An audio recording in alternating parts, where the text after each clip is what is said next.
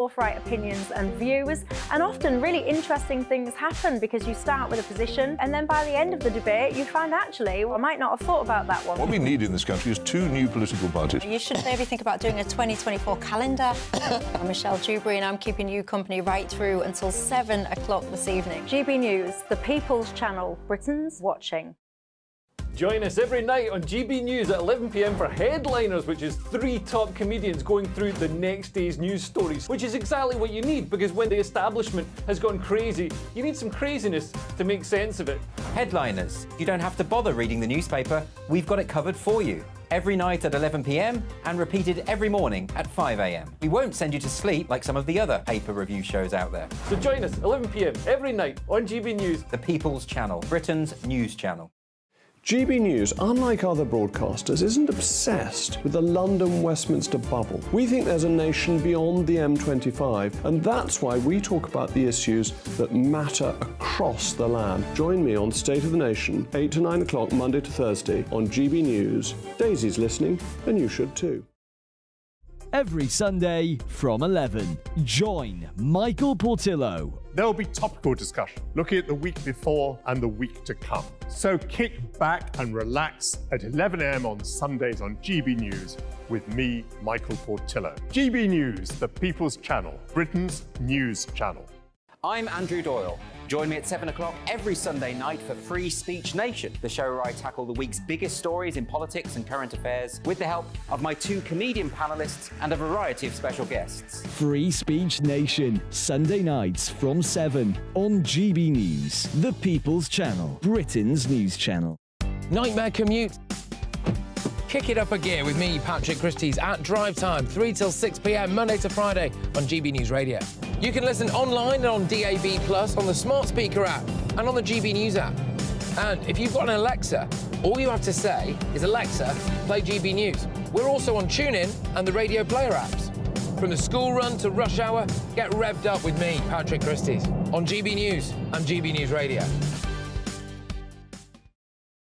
The Dubes and Kerr, we tackle the issues of the day with real, robust debate, both sides of the fence, battling it out with me in the middle with my forthright opinions and views, and often really interesting things happen because you start with a position and then by the end of the debate you find actually, well, I might not have thought about that one. What we need in this country is two new political parties. You should maybe think about doing a 2024 calendar.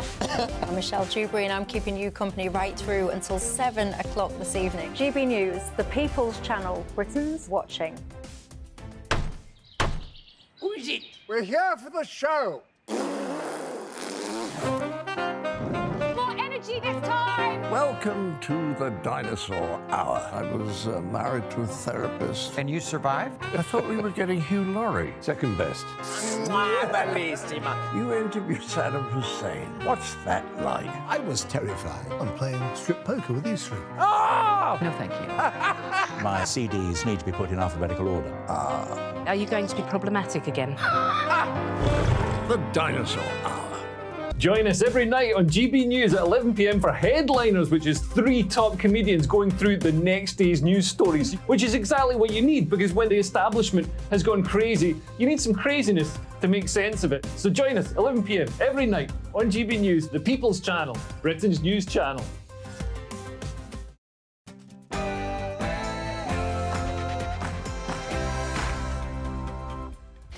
It's Wednesday, the 8th of November on Britain's Newsroom. This is Britain's Newsroom on GB News with Andrew Pearce and Bev Turner. Thank you for joining us this morning. So Poppy Day protests, the Met Police will say, have said that they will not ban the pro-Palestine march this weekend. Here is the Commissioner of the Met, Sir Mark Rowley. There will be a protest, but what I can say to the public is it's the day before the main remembrance events, and in any event, we will do our utmost to absolutely ensure that remembrance and armistice are not compromised. Terrorism reports rockets. The number of calls to a UK police counter-terrorism hotline have more than doubled since the Hamas attack on Israel last month. GB News presenter Richard Tice joins us next to discuss. And Rochdale cenotaph damaged yesterday afternoon. Graffiti was sprayed on the monument and police are investigating. Our Northwest reporter Sophie Reaper has more. The vandalism may now have been removed, but it's been replaced by tougher security as Greater Manchester Police continue their investigation. And 1 month on from Hamas's attack on Israel, we have a special report on a British family still waiting for news about their missing loved ones. With the DNA, they confirmed that Nadav and Yam, they are murdered at the house. And my sister and the 3 kids basically kidnapped.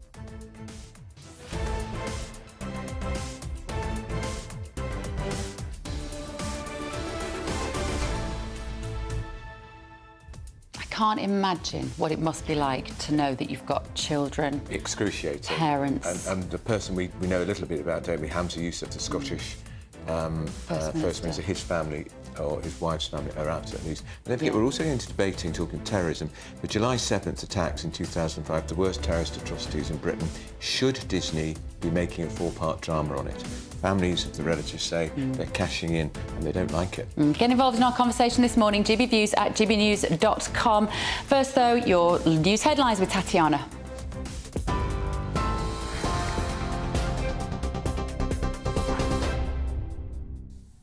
Bev, thank you very much and good morning. This is the latest from the GB Newsroom. A pro-Palestinian demonstration is set to go ahead on Armistice Day after the head of the Metropolitan Police said there's no absolute power to ban protests. Despite the efforts of politicians to stop this happening, Sir Mark Rowley says intelligence surrounding the potential for serious disorder this weekend does not meet the threshold to prohibit the march. He says use of the power to block moving protests is incredibly rare and must be reserved for cases where there's intelligence to suggest a real threat of serious disorder.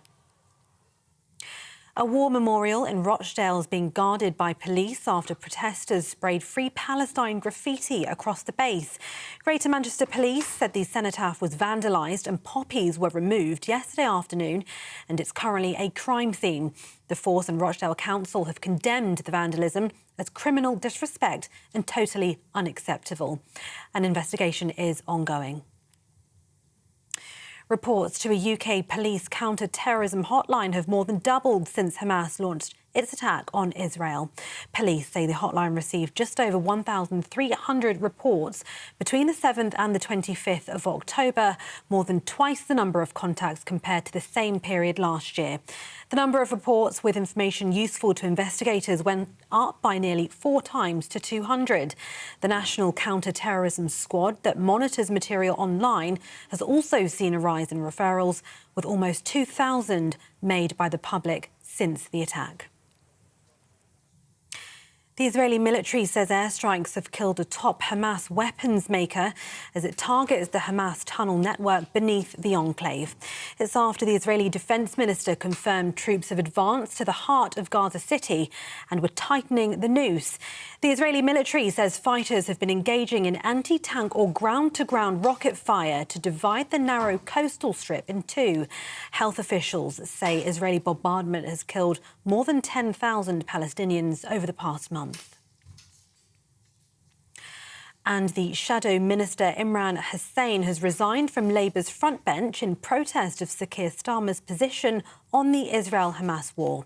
In his resignation letter to Mr Starmer, Mr Hussain said it's become clear that my view on the ongoing humanitarian catastrophe in Gaza differs substantially from the position you have adopted.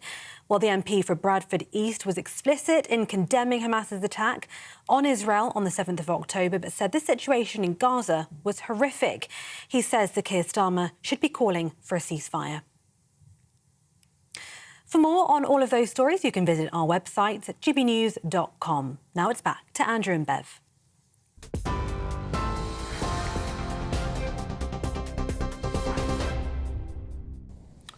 Well, the head of the Metropolitan Police, Sir Mark Rowley, has now confirmed what we all expected. A pro-Palestinian protest on Armistice Day, that's this Saturday, will go ahead. He says the laws of Parliament do not, and intelligence that he's gathered, do not justify a ban. That's right. At the same time, Rochdale's cenotaph has been vandalised with the words Free Palestine. Police will now guard the war memorial ahead of Armistice Day on Sunday. So this is what Sir Mark Rowley, the Met Police Commissioner, had to say. The law is very clear. Parliament's laid out a framework which means if people want to assemble for a protest or any other reason, it will happen. So this weekend there will be a protest assembly because Parliament has said that can never be stopped. There may be marches, there may be other factors to consider. We can put tough conditions on this about where it's going to take place. The organisers aren't suggesting they're going to go near the remembrance events, but there will be a protest. But what I can say to the public is it's the day before the main remembrance events, and in any event, we will do our utmost to absolutely ensure that remembrance and armistice are not compromised to the smallest degree by these events. I don't think he has a choice. He can't do anything other than allow the protest to go ahead. You're not convinced, are you? No, I'm not. And the fact that I don't buy the assurances of the protesters that they won't start till 1:45, that they won't go near the cenotaph. We've already seen some of those horrible people on the far right saying that they're going to go to the cenotaph to protect it, which will be an act of provocation in itself. I just think it would have been a lot easier to say, if the organisers and the police could have got together and say, OK, we're not going to do it this weekend. We can do it the following weekend. We did it last weekend. Because to be respectful, because Armistice Day, it's about sombre silence and peaceful respect, not about noise and chaos. The Palestinian, pro-Palestinian freedom protesters, because of course we have to distinguish. If you're in that protest and you are showing your support for Hamas, that is a criminal offence, and you could be arrested for that. But if what you are saying is stop bombing Gaza at the moment because children are dying, I think people have to have a right to protest on our streets. That is what makes us a liberal democracy. We are not Saudi Arabia, and I don't want to be. No, well, ordinarily I'd agree with you, but I think this weekend is too important, too symbolic, and I fear that it's going to spiral out of control because they've got form for it, and I don't have confidence that the police will be able to stop that. I just think there would be so much more division if the government stepped in and said you can't have this protest this weekend. Then that would light the touch paper in this country. I actually think that people might think, good Lord, the government has got some backbone at last. Well done, government. Let's see what Richard Tice thinks. Yeah, Richard Tice is here. Good morning. Good morning. The right to protest does not include the right to incite hate, violence and anti-Semitism. And that's what we've seen weekend after weekend. I called it out the day before the first march, and sadly, I've been proven right. And I'm frankly steaming mad. The Jewish community are bluntly terrified, and this is what will happen at this weekend. And if you go to the majority of those people on that march, they will not sign a bit of paper that says, I condemn Hamas and I will return the hostages and this violence should stop. And all these calls for a ceasefire, how can you have a ceasefire that's only one-sided when Hamas's charter says they want to obliterate Israel and kill all Jews? And I tell you what, we are heading towards a serious breakdown of trust between the people and the authorities. And I'm sorry, Bev, but Sir Mark Rowley absolutely does have the ability to call this out. And if you incite hatred and violence, that is within the definition of serious public disorder.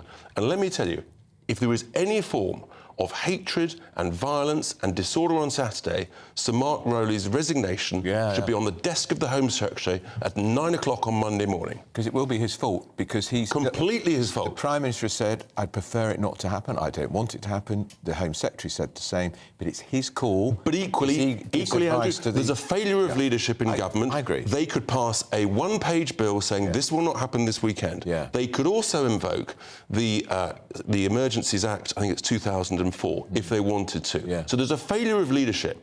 And in a vacuum of leadership, you get chaos will reign, a lack of respect, and the British people are suffering a sad wake-up call as to what is going on. And there's a complete breakdown of trust and confidence. It's really, really serious. I get rather irritated when people say, well, it's not significant, really. Because they said the big thing happens on Sunday when the royal family were there and the Prime Minister was there. Hang on, it is Armistice hour at 11 o'clock on Saturday. We're in a very bad place when the Veterans Minister is asking veterans to be really careful. Or to stay away. And potentially... Johnny's a bit sort of... He says he hasn't asked them to stay away, but he's very anxious about what the veterans will have. I've had veterans come to me, people from the Special Forces, from the Paras, they are properly fuming about this. It's an outrage, and it's about the confidence of the British people. If it is impossible to know the motives of every single one of those people, they're calling for 1 million people to march for Palestine on Saturday. Yeah. We saw similar with the Iraq war, of course. There was famously 1 million people telling Tony Blair not to invade. But this is completely different. It is different.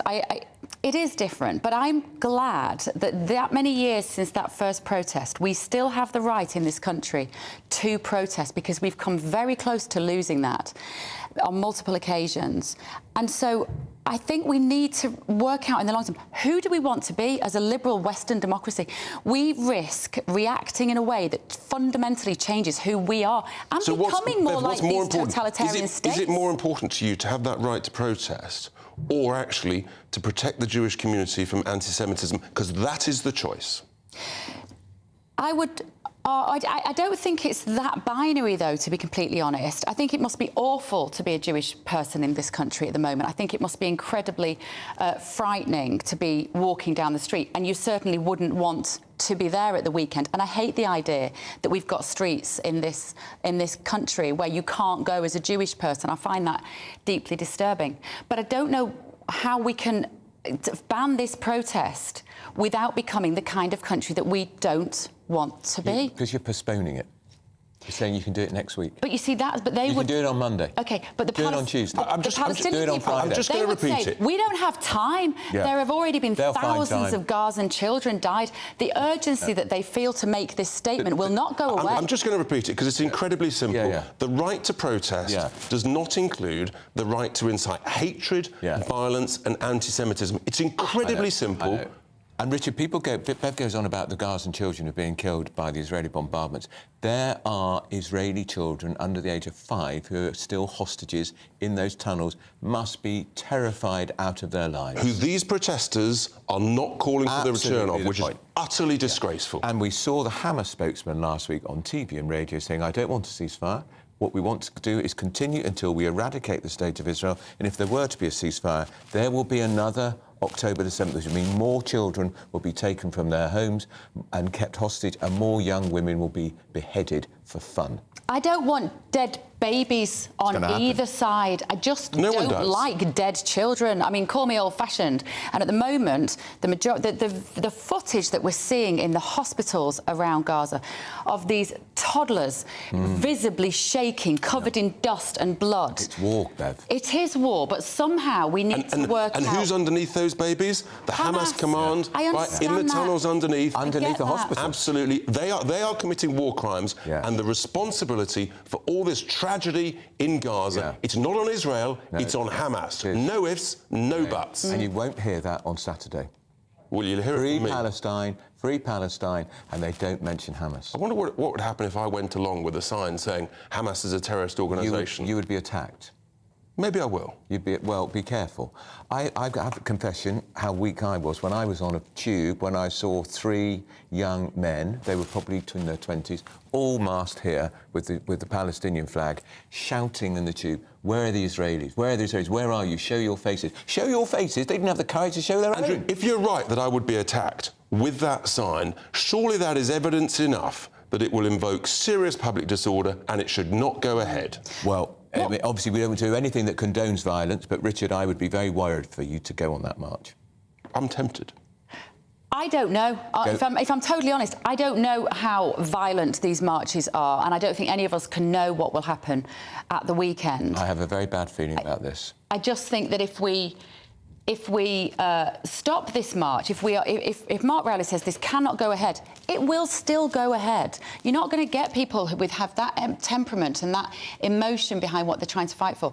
They're not going to stay at home because Mark Rowley tells them to. They need to show some proper respect. Then you've got trouble. No, I tell you what, bring in the army. We need some proper respect. This is one of the most important days in our national calendar. It's about our history, our heritage, and frankly, any foreign national who would breach a ban of that march, revoke the visa. They don't understand the benefits and the sacrifice people have made for the joy of living in this country. And frankly, there's 195 other countries they can go and live in. And the joy of living in this country is the fact that these people died so we had the freedom to protest. But not the freedom to incite hate or harassment or anti-Semitism. And that's the balance. Freedom to protest does not overrule all other rights to live in peace and harmony with each other in a tolerant, democratic society. And Richard, this segues into what we're talking about next, because the number of calls to the government's, the anti-terror hotline, people who fear they've spotted something, maybe they're dobbing in the neighbour, have doubled. And the police say 1 in 4 of the calls they're getting are very serious. And so it's the whole climate now has become much more tense, much more... And again, we're going to have this march against that backdrop. And that's an absolute tragedy, and it's a desperate wake-up call to all of us that actually what's happened is when you've had mass immigration of lots of people from different cultures, different values and ways of life, different faiths, in a very short period of time, there hasn't been time to integrate and absorb within communities and to develop a love and understanding for the single British culture, our way of life, what we stand for, our values, that sense of, is it cricket? That's who we are. And that's what we want people to buy into when people are lucky enough to come and live in the UK. And that's an interesting take on it, but it is a different issue because we've been pretty lax about immigration. And I would say also we turned a blind eye to some pretty nefarious Islamist influences, not within our structures, actually, within our education. We've got an MP, a Labour MP, who's just resigned, hasn't he? From the shadow cabinet. From the shadow cabinet. Imran Hussain is the gentleman that's come back to me, and he is the guy that's resigned because he feels so strongly about this. That worries me, because I think if you're elected to this country to represent the British people... Let me give you a clue about why he's resigned. He's an MP in Bradford. In Bradford in 2012, George Galloway won a famous by-election victory in that seat because it's got a very large Muslim constituency with a party called Respect, and he was standing on a party pledge of get the troops out of Afghanistan, and it was a famous by-election victory. I'm sure Mr Hussain is very sincere, but he's looking at his majority and thinking, blimey, but that's part of the joy of democracy, it is who we are. And look, if he's got that sincere belief, all credit to him for having the courage and the conviction to do something about it. He's just giving up a ministerial car and red box for next year. I disagree with him, but I respect his judgment and his courage in doing that, and that's fine. That's who we are. That's democracy. It's not about inciting hate and attacking people who have a different view on a march. OK, thanks, Richard. I think Richard's staying with us, actually. Are you staying? I think he is. Oh, good. I'm sure our viewers will be getting in touch at home. gbviews@gbnews.com is the email address. What do you think? Yeah, now, police are currently guarding the Rochdale cenotaph. How terrible is this after it was vandalised with, guess what, Free Palestine graffiti yesterday? That's right. It follows an earlier incident at the cenotaph which resulted in 2 teenagers being charged with intentionally or recklessly causing public nuisance. Our Northwest reporter, Sophie Reaper, is in Rochdale. Good morning, Sophie. Good morning to you both. Well, that vandalism has now been removed, but it's been replaced with added security. There are a couple of Greater Manchester Police PCSOs patrolling the area this morning, taking in turns to make laps of the cenotaph itself. I'm not sure if you can just see them here over my left shoulder. They're making sure that nothing like that is able to happen again on the cenotaph before Remembrance Weekend this weekend. Now, this has become quite a saga over the past few days. I was here on Monday after a video had been circulating social media showing Palestinian flags laid on the cenotaph and that the poppy wreaths had been scattered in front. In response to this, Rochdale Borough Council said that the flags had been laid there by children when they were having a photograph taken, and that the wreaths had been displaced by some bad weather. However, we now know that on Monday an incident led to 2 teenagers being arrested. We can't reveal their identities due to their age, but we can now confirm that they've been charged with either recklessly or intentionally causing public nuisance. Now, then we now know of this second incident that took place yesterday, where someone sprayed the words "Free Palestine" in big black letters here on the base of the cenotaph itself. That is currently being investigated by Greater Manchester Police. The vandalism, as I say, has been removed when it was a crime scene, but now the investigation does continue, and as I say, the GMP are patrolling the area. They've also got CCTV and patrols in the wider area as well, making sure that this cannot happen again. When I was here on Monday, I remember I said that the flags and the wreaths being displaced would cut quite close to the bone. If that's the case, then I'm not really sure what the response to someone spraying the words "Free Palestine" on a war memorial will be. I'm sure people, not only in Rochdale but all over the UK, will be absolutely outraged at this, especially given the proximity to Remembrance Weekend this weekend. All right, that's Sophie Reaper, our reporter in Rochdale. Richard Tice is still with us. Do you think these cretins have any clue what the cenotaph is there to signify? No, they don't, and that actually is part of the tragedy, is that they're the useful idiots in this process. They've no idea about the depths of sacrifice that millions of British people and our allies, many of them Muslims, made in the two world wars and other wars. And in a sense, that's a failure of our education system to generate that respect and that understanding. And that's what you're seeing. And it's that they've no idea. Most of them actually wouldn't realise that Hamas control and govern Gaza. They wouldn't realise that Hamas steal and nick whatever fuel, whatever supplies, whatever food they want from the UN humanitarian aid.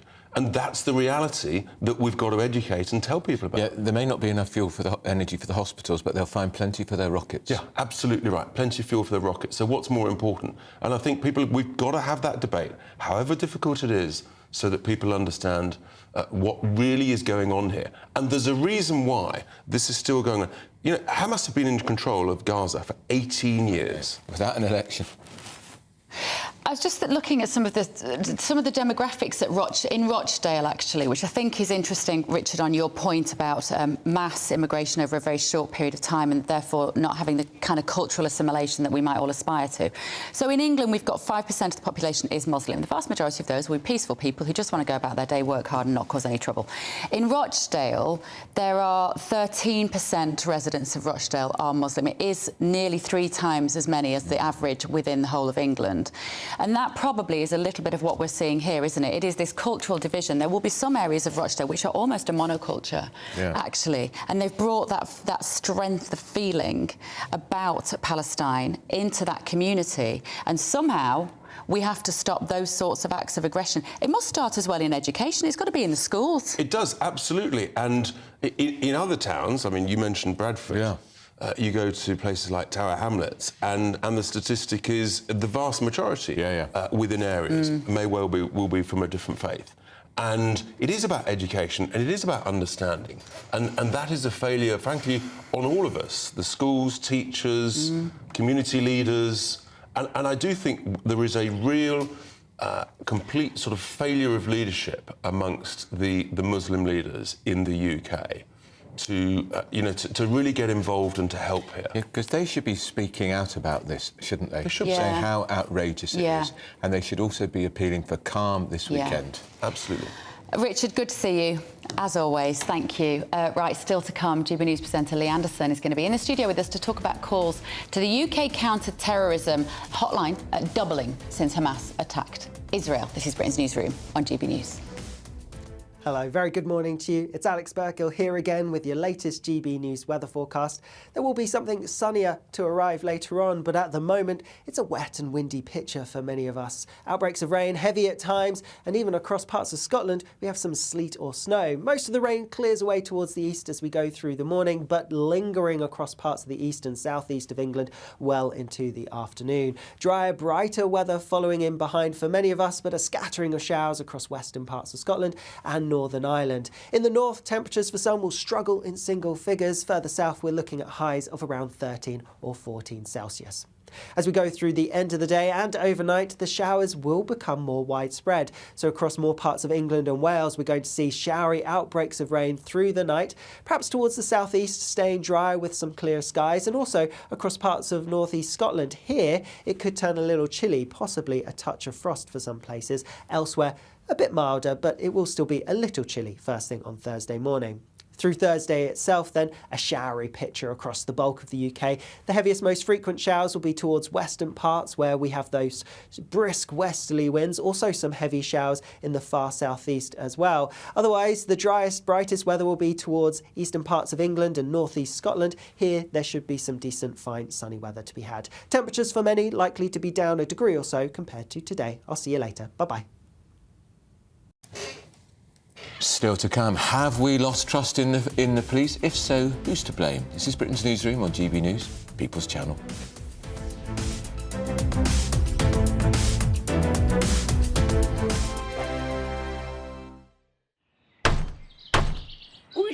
We're here for the show. More energy this time! Welcome to the dinosaur hour. I was married to a therapist. And you survived? I thought we were getting Hugh Laurie. Second best. You interviewed Saddam Hussein. What's that like? I was terrified. I'm playing strip poker with these three. Oh! No, thank you. My CDs need to be put in alphabetical order. Are you going to be problematic again? The Dinosaur Hour. Sundays at 9 on GB News. What you get for breakfast is something that, if we do our jobs right, you will wake up to news that you didn't know the night before. It's a conversation. It's not just me and Eamon. We want to get to know you, and we want you to get to know us. From 6, it's Breakfast with Eamon and Isabel. Monday to Thursdays on GB News. Britain's news channel. People in Britain, they love free speech, but they also love fair play. I don't care if I'm speaking somebody from a trade union, from the Labour Party, somebody from the SNP. And I think the viewers like to see that actually we can challenge one another, but in a positive way. We think we ask the questions that people want to ask, and often we ask the questions that we wanted to ask in Parliament but never got the chance to ask. So join us every Saturday, 10 a.m. till noon on GB News, Britain's news channel. Nightmare commute. Kick it up a gear with me, Patrick Christie's, at drive time, 3 till 6 p.m, Monday to Friday on GB News Radio. You can listen online and on DAB+, on the smart speaker app and on the GB News app. And if you've got an Alexa, all you have to say is, Alexa, play GB News. We're also on TuneIn and the Radio Player apps. From the school run to rush hour, get revved up with me, Patrick Christie's, on GB News and GB News Radio. Tired of the usual focus-tested, pre-prepared Westminster runaround? Well, so am I. So you want higher taxes? Is your department to blame for this? Are you rethinking this policy? Every Sunday at 9:30, I'll be sitting down with those in power to get the truth about the issues affecting you. Let's be honest, we've known about the cost pressures of this project for years, not months. That's the Camilla Tominey Show, a politics show with personality. On GB News, the People's Channel, Britain's news channel. Now then, Lee Anderson here. Join me on GB News on my show, The Real World, every Friday at 7 p.m. I'm not eating bloody cat. Are you Delicious. mental? Put your mouth. OK, here comes a train. Reminds me of the scene in Singing in the Rain. Adam, is that a good one? Whoa! Join me at 7 on GB News, Britain's news channel. When the news happens, it happens here. And really important breaking news. Breaking news this morning. On TV, radio and online, the news starts here on Britain's Newsroom. All the biggest stories and the answers that you need from across the UK and beyond. Join Britain's Newsroom from 9:30 on GB News. The People's Channel, Britain's news channel. GB News, unlike other broadcasters, isn't obsessed with the London-Westminster bubble. We think there's a nation beyond the M25, and that's why we talk about the issues that matter across the land. Join me on State of the Nation, 8 to 9 o'clock, Monday to Thursday, on GB News. Daisy's listening, and you should too.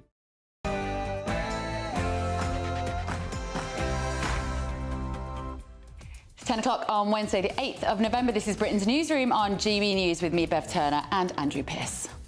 Terrorism reports rockets. Anti-terrorism police are putting out stark warnings that recent events overseas are inspiring violence across Britain.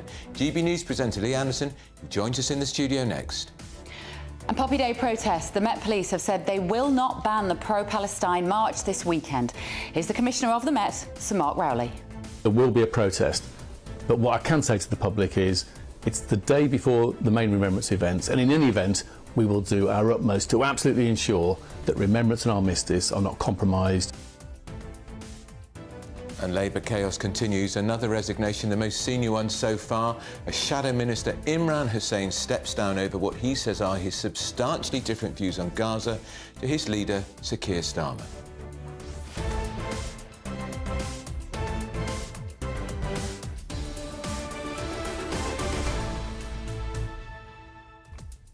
And we're also going to be talking about this reconstruction, the reenactment, if you like, of the 7/7 terrorist attack in London in order to make a movie for Disney. Is that a good idea? gbviews@gbnews.com is the email address, and Lee Anderson will be here in just a moment. First, though, your news headlines with Tatiana Sanchez.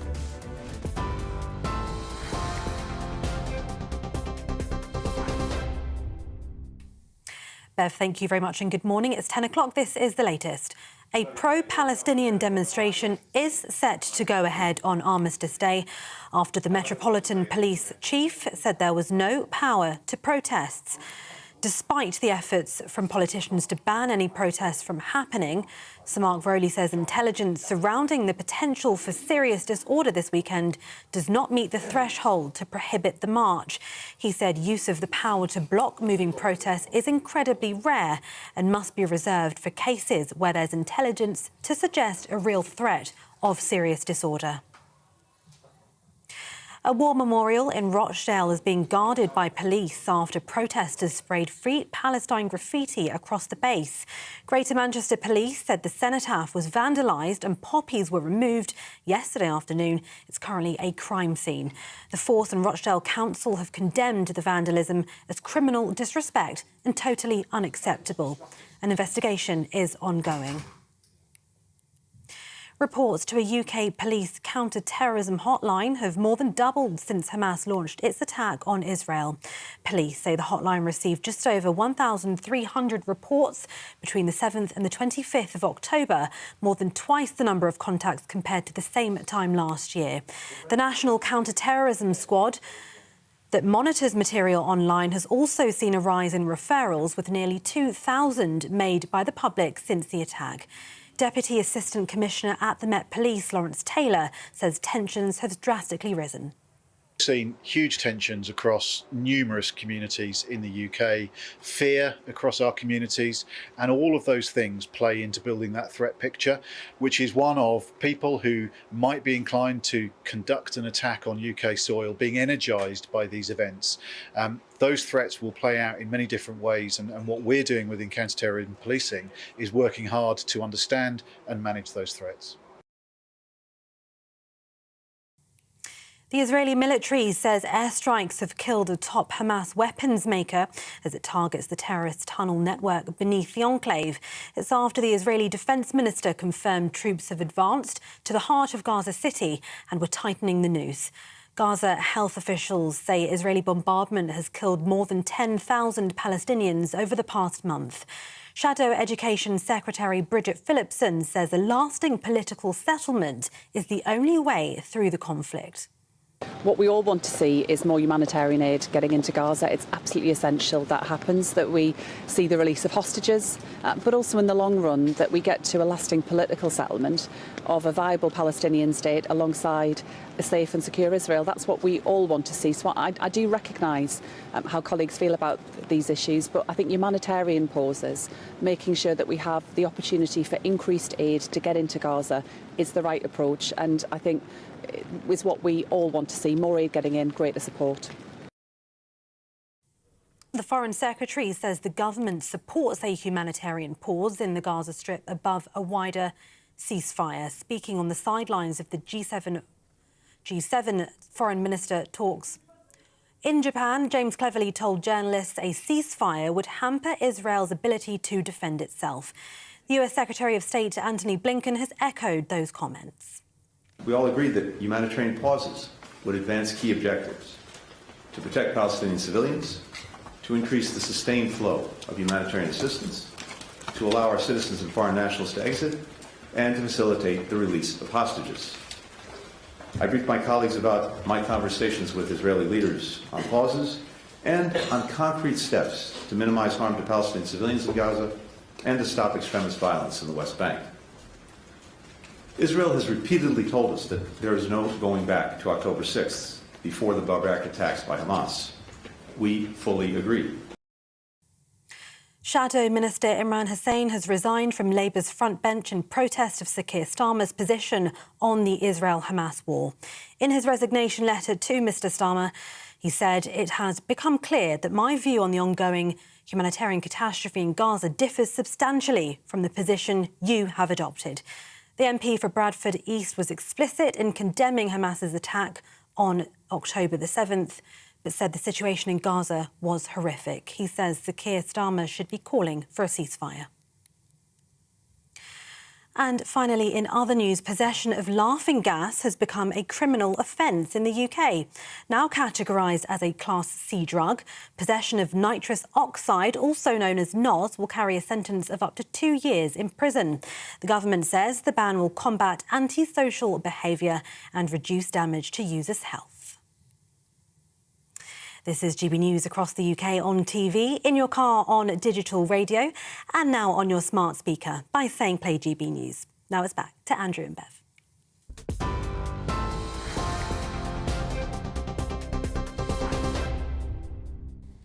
Very good morning. It is 10:06. You have been getting in touch at home. Thank you ever so much for emailing in, gbviews@gbnews.com. We've been talking about the marches, whether they should go ahead or not.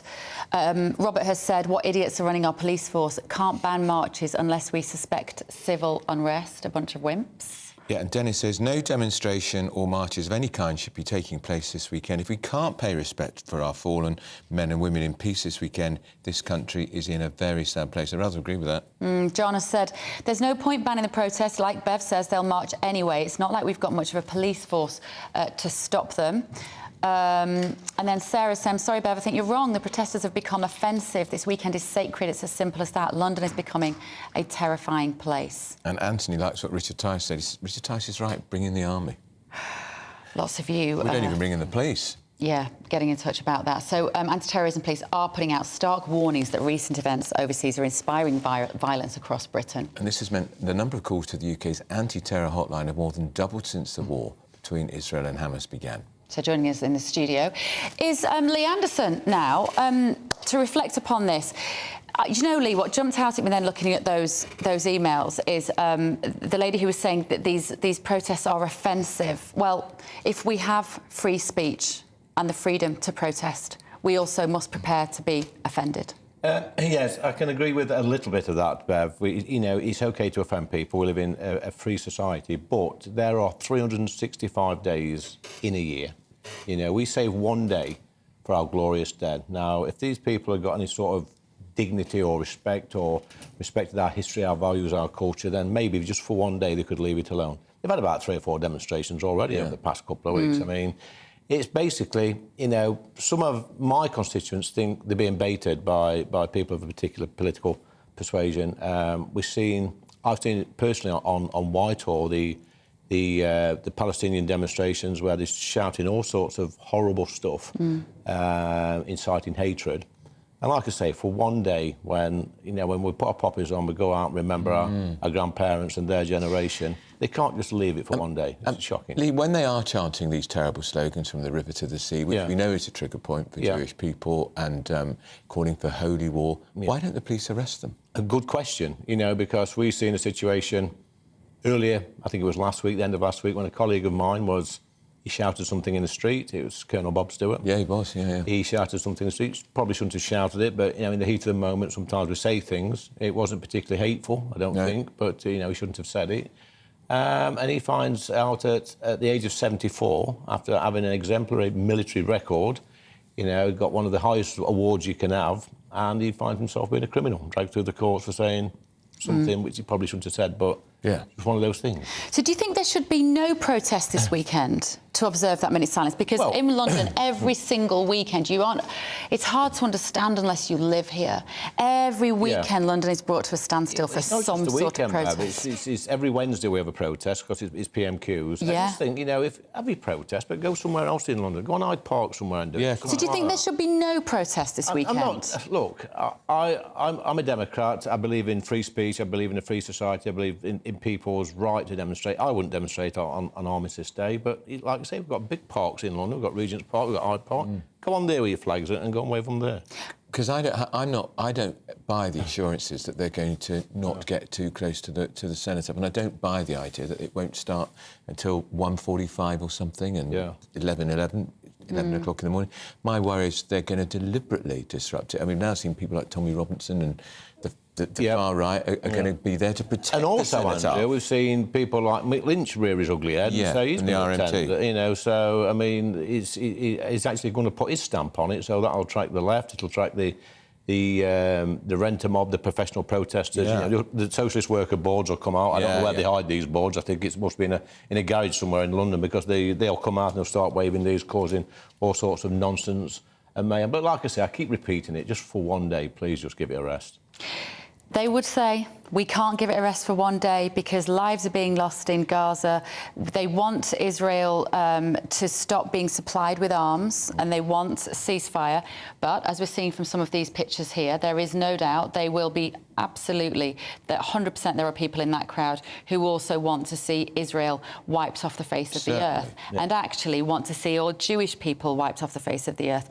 Do you know what saddens me, Lee, is when I see this, to think that this sort of division is here on the streets of the UK, which has been imported from the Middle East. As much as I defend their right to have these protests, it does make me sad that we've got to this place. What bigger lessons do you think can be learned off the back of this? I think we need to clamp down a little bit harder, Bev. It's sort of been festering away, this has, for a long, long time. And, you know, I've been to Israel. I went last year with the Conservative Friends of Israel, and I saw firsthand the problems they've got and how tolerant the Israeli nation are. They're very tolerant of their neighbours. You know, lots of things we don't know, like, you know, there's so many thousands a day come over the border to work. They just go through like a security thing.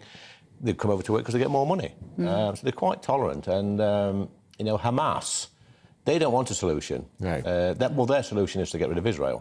Whereas Israel are quite prepared to sit around a table and discuss a solution, two-state solution, or whatever it is. But when you're dealing with an enemy that doesn't want a solution, only their solution, then it becomes incredibly difficult. And how can you do a ceasefire with a country that's taken, Hamas, which has taken, 240 hostages? Babies, children? I always say to people, Andrew, imagine living in this country and an army came from Wales or Scotland and took 200 members of your family and then started bombing you and killing you. How would you react to that? It's unthinkable. And you'd be outraged if your government said, OK, we're going to do a ceasefire. Yeah, it's unthinkable. You'd want your pound of flesh. You want to go and sort that out so it doesn't happen again. You know what I think we are all reassured by is the fact that this hasn't yet escalated in the Middle East. When we first started talking about this 4 weeks ago, about Iran. We were absolutely convinced that somewhere over the horizon, as you say, Iran would get involved, Saudi Arabia would get involved, Jordan would get involved, Hezbollah have been getting involved a little bit in Lebanon. But I, for one, am quite... Well, I'm very reassured, actually, Lee, that nothing has accelerated as of yet. Well, I am. I mean, it's scary, Bev, isn't it? You know, we always say, right from me being a kid, that the problems in the Middle East are going to start whatever war, World War III. We've always been sort of conditioned to think that, but it is encouraging to see that, you know, whatever you think of Iran and these places, they are sort of not taking a back seat as such, but just keeping at it a little bit and not escalating the conflict. I mean, I do hope, Bev, the Israeli army are in there now, and it's going to be a long time. It's not going to be over quickly. I mean, this is going to be beyond the next general election. And, you know, we see what's happening in the Ukraine. You know, they've got to sort Hamas out. They've got to get every single one of them, because there is a lot of money in terrorism. It's very profitable. And these people in these terrorist groups, that's their living. And they will fight to defend their living. Do you worry a bit, because of what's happening in Israel and how the whole world's eyes are on the Middle East? Nobody's even talking about Ukraine. But that war is still going hell for leather. There's all sorts of talk that some of the Republicans now are wobbling about continued aid to Zelensky. I think what it is, Andrew, there's a greater affinity, I think, rightly or wrongly, to the Jewish people because of what happened in the last war. We've got a lot of Jewish people in this country, descendants who lost their... I mean, I speak to them, who lost their relatives, their grandparents, great-grandparents in the Holocaust. So we've got that connection with our Jewish community, so we feel that affinity to them. And that's why it's a little bit more personal, because lots of Brits live in Israel as well, they do. vice versa. Can we ask your thoughts, Lee, on the stunning performance that was the King's speech yesterday? I thought there was a lot of common sense in there, but there wasn't a huge amount of vote-winning headlines, was there? Wasn't a page-turner, was it? Well, look, a King's speech is meant to outline the plans for the year. I mean, I think the big ones are going to come in a couple of weeks' time when we have the autumn statement. That's what people are looking at, because people are worried about pound notes in their pocket. They're worried about how the businesses are going to survive. They want certainty. They want to know they're going to be able to afford their mortgage and pay the bills and energy supply and stuff like that. So, I mean, the King's speech is great. It's great to be there. It's a great pomp and ceremony. It's part of our democratic traditions. You know, it's brilliant to be there and watch it, you know, actually happen. But I mean, the detail in there is what we already knew anyway. Yeah. There's no secret, is it? Exactly. No. Do you think the king was a bit bored, I thought? Well, he's getting on a bit, isn't he? So, I mean, and that crown weighs a few pounds. £5. Yeah, £5. So try putting that on your head. I know. Walking about with that on, so he's going to look tired, isn't he? And it was historic, first King's speech since 1950. Yes, isn't it? He did the speech last year, but for the Queen. Was there, but I mean, he's had to wait a long time, hasn't it? What do you make of this rumour? We're talking about the autumn statement in a couple of weeks. What do you make of this rumour that Jeremy Hunt's on his way out to be replaced by Claire Coutinho, just so that the Conservatives can beat Labour to the first female Chancellor? Who started that rumour, Bev? You? Him. Is that I think lots of rumours starting this week. What do you make of that? Any truth in it? No, I mean, Claire's only just been promoted to Secretary of State, so she's not moving anywhere sharpish. Look, I think we've pretty much got the team in place.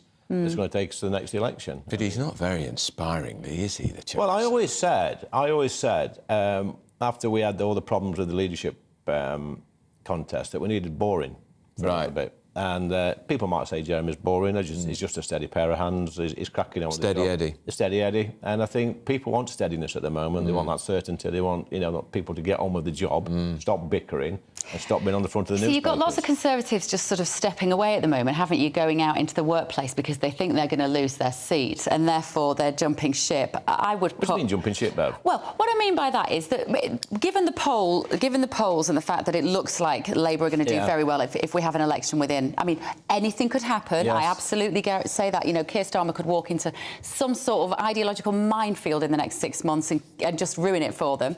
But it looks like there's a lot of Conservative MPs who are saying, I'm not likely to win this seat. I'm going to go into the workplace now before there's an influx of lots of Conservative MPs looking for jobs. I would put my money on Jeremy Hunt being one of those people. You think so? Yeah, I do. Jeremy's got a bob or two, so I don't think he's looking. True, but he will do what's right for Jeremy Hunt. That's my suspicion. Feel free to defend him. I'd make this prediction. He will fight a seat and he'll lose it because it's being carved in half.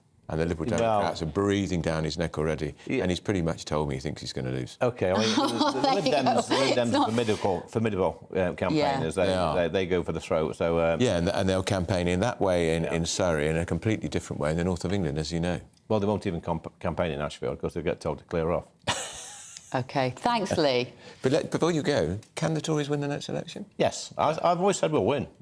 Because I've always said that between now and the next election, the Labour Party will start killing each other off. They'll start attacking each other, and we're seeing it now. Yeah, that's a very good point. Well, lots to look forward to in the next 6 to 12 months. Do you think the election will be in May or in October, November I next reckon year? it's going to be a winter. I like the dark nights. It keeps the Labour lot away. Nobody will answer the door in the dark nights. So you think it will be next autumn? Yeah. And that is, if you'd asked me 2 weeks ago, I'd have said May, but I think now I'm thinking there's not going to be enough good news for the Conservatives to call an election in May, I don't think. Right, let us know what you think. gbviews@gbnews.com. We don't have a crystal ball. You might do at home. Right, still to come are the senior pencil pushers at the police department who are far removed from the front line, eroding our trust in the institution. Or do you think they're doing a good job with strained resources? We're going to be talking about that. This is GB News, Britain's news channel.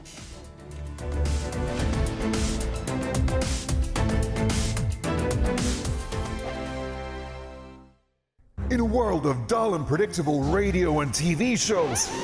Oh, hi. On Mark Dolan tonight, we've got big guests. We drill into the big stories of the day. The show adds up to a brilliant listening and viewing experience. Mark Dolan Tonight is the most entertaining current affairs show ever, and that's a fact. Join me, Mark Dolan, Fridays and Saturdays from 9, Sundays from 10.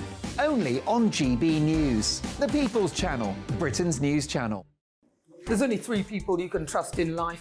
Your doctor, your lawyer, and your nana.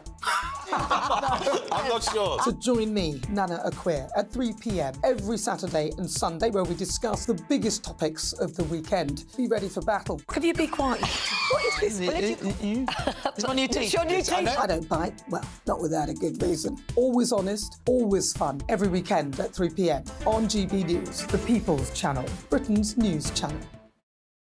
So Jubes and Co, we tackle the issues of the day with real robust debate, both sides of the fence, battling it out with me in the middle with my forthright opinions and views, and often really interesting things happen because you start with a position and then by the end of the debate you find actually, well, I might not have thought about that one. What we need in this country is 2 new political parties. You should maybe think about doing a 2024 calendar.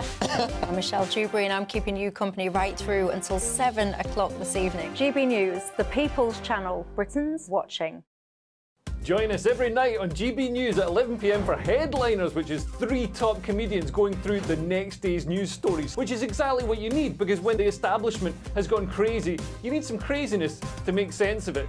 Headliners. You don't have to bother reading the newspaper. We've got it covered for you. Every night at 11 p.m. and repeated every morning at 5 a.m. We won't send you to sleep like some of the other paper review shows out there. So join us 11 p.m. every night on GB News. The People's Channel, Britain's news channel. GB News, unlike other broadcasters, isn't obsessed with the London-Westminster bubble. We think there's a nation beyond the M25, and that's why we talk about the issues that matter across the land. Join me on State of the Nation, 8 to 9 o'clock, Monday to Thursday, on GB News. Daisy's listening, and you should too. Every Sunday from 11, join Michael Portillo. There will be topical discussion, looking at the week before and the week to come. So kick back and relax at 11 a.m. on Sundays on GB News with me, Michael Portillo. GB News, the People's Channel, Britain's news channel. I'm Andrew Doyle. Join me at 7 o'clock every Sunday night for Free Speech Nation, the show where I tackle the week's biggest stories in politics and current affairs with the help of my 2 comedian panellists and a variety of special guests. Free Speech Nation, Sunday nights from 7 on GB News, the People's Channel, Britain's news channel. Nightmare commute. Kick it up a gear with me, Patrick Christie's, at drive time, 3 till 6 p.m, Monday to Friday on GB News Radio. You can listen online and on DAB+, on the smart speaker app, and on the GB News app. And if you've got an Alexa, all you have to say is, Alexa, play GB News. We're also on TuneIn and the Radio Player apps. From the school run to rush hour, get revved up with me, Patrick Christie's, on GB News and GB News Radio.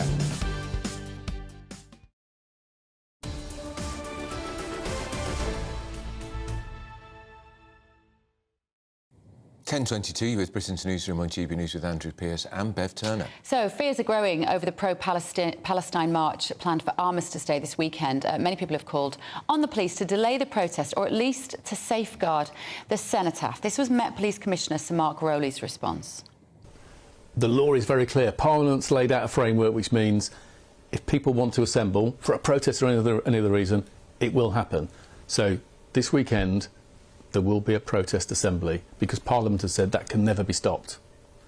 There may be marches, there may be other factors to consider. We can put tough conditions on this about where it's going to take place. The organisers aren't suggesting they're going to go near the Remembrance events, but there will be a protest. But what I can say to the public is it's the day before the main Remembrance events, and in any event we will do our utmost to absolutely ensure that Remembrance and Armistice are not compromised to the smallest degree by these events. So we've already seen the cenotaph at Rochdale vandalised by pro-Palestine demonstrators. So we're asking you this question: do you trust the police to safeguard your Remembrance Day? And if you don't, why not? So in the studio with us is former Met Police Detective Peter Blexley, and we're also joined by former Detective Superintendent at the Metropolitan Police, Shabnam Chowdhury. Let's start with you then, Peter. Have the police made the right decision about these protests? Sir Mark Rowley and the Metropolitan Police have handled this appallingly this week. The once world-renowned Metropolitan Police was reduced to writing a begging letter to the organisers of this pro-Palestine march. Pretty please don't have this march. And of course, the organisers said, we're going ahead with it. Yeah, of course they did. Even the most fervent police supporter must be really shaking their heads at this. However, it is going to happen. There will be the gathering. The decision on whether the march element will take place is yet to be formally decided. There is still a window during which the police could protest, could rather go to the Home Secretary and ask for that. But Rowley has already said that the intelligence picture is not sufficient enough to justify a ban of the march element as things stand. Shabnam, Mark Rowley to some extent is damned if he does and damned if he doesn't, I would say, because if he says that the march can't go ahead, it will go ahead anyway, and then there could be all sorts of chaos. Yes, but Mark Rowley has to act, he has to maintain these operational distance, and he can only work within the framework of the law. And the law says that they can protest, everyone has the right to protest, and in order for him to have that march banned, he would have to write to the Home Secretary and he would have to outline to her that there is sufficient and credible information and intelligence that would indicate there is a strong likelihood of either serious disorder or serious violence. Now, he hasn't met that threshold yet, and we're on to, are we Tuesday now? No, we're Wednesday now. So he's got a couple of more days to establish whether or not each day as he reviews the information and intelligence, whether that march can be banned. But I take your point, between now and Saturday, it's highly, highly unlikely that the thousands and thousands of people that are intending to march are suddenly going to say, do you know what, we won't come along because you've just banned the march at the last minute. Because the most very strongly about this march. Peter, I just think I mean, you were very critical of Mark Rowley. I think it does make him look, it makes him look weak, knock-kneed, inept, and not in control of events. Oh, absolutely. And his indecisiveness has fueled the fire of the far right. There's been a prominent, obnoxious man calling his supporters to come to London to fight for the country and the such like. So if the gathering will take place and the march element does happen, now the Metropolitan Police, largely of their own making, will not only be looking inwards towards the march to protect that and to identify and deal with any law breaking, also be having to look outwards from the march to see if there are any marauding gangs who are looking to create havoc, commit offences and further disrupt the march. Peter, just on a broader level, where do you think the British population is at the moment with the police and whether we trust our services who are meant to be looking after us? Well, I did a very unscientific poll on X yesterday morning, which ran for 24 hours. Formerly Twitter. Indeed. And I just asked a simple question: do you trust the police? Over 5,000 people voted in this straw poll of mine, and unfortunately 74% of those who responded said no, they do not trust the police. I think it was 13% said they did and 13% were unsure. What a damning indictment upon the current state of British policing that is. So Shabnam Chowdhury, why has that poll come out with such a negative response to the police? Who's to blame for that? Well, I saw that actually, and I think that you've got to look at some of the scandals and events that have unfolded for police, the Metropolitan Police, for example. You had the murder of Sarah Everard, then you had David Carrick, then most recently you had Adam Provan, who was convicted of rape, a Met officer. You had the Houghton inquiry, which was a Charing Cross WhatsApp group. You have the selfie photographs of Nina Smallman and Bieber Henry, and then you look across policing in general, you'll find that a number of police forces across the UK are in special measures. So I think trust and confidence isn't just low within certain sections of the communities. You've got women and girls that don't trust police. Unfortunately, the investigations of crime are low. Part of this is to blame. Is the fact that the number of policing has been reduced significantly. We cannot, say 20,000 people now being recruited when actually 20,000 police were cut in the first instance. So on top of that, you've got people coming into policing, new recruits. It's like a revolving door. As soon as they're coming in, they're leaving. There's no experience. There's a lack of experience. The vetting processes within policing is poor, and therefore you are allowing police officers who are criminals with a badge to come into policing. The Met Police at the moment is playing catch up with the number of officers that they're sacking. And I'll just go back to the point that Peter was making in respect of these protests. I'm sorry, but the fact is, Suella Braverman actually made some terrible comments that have actually stoked the fire and have been inflammatory, that has instigated the right-wing groups to come forward who now want to come along and protect the cenotaph.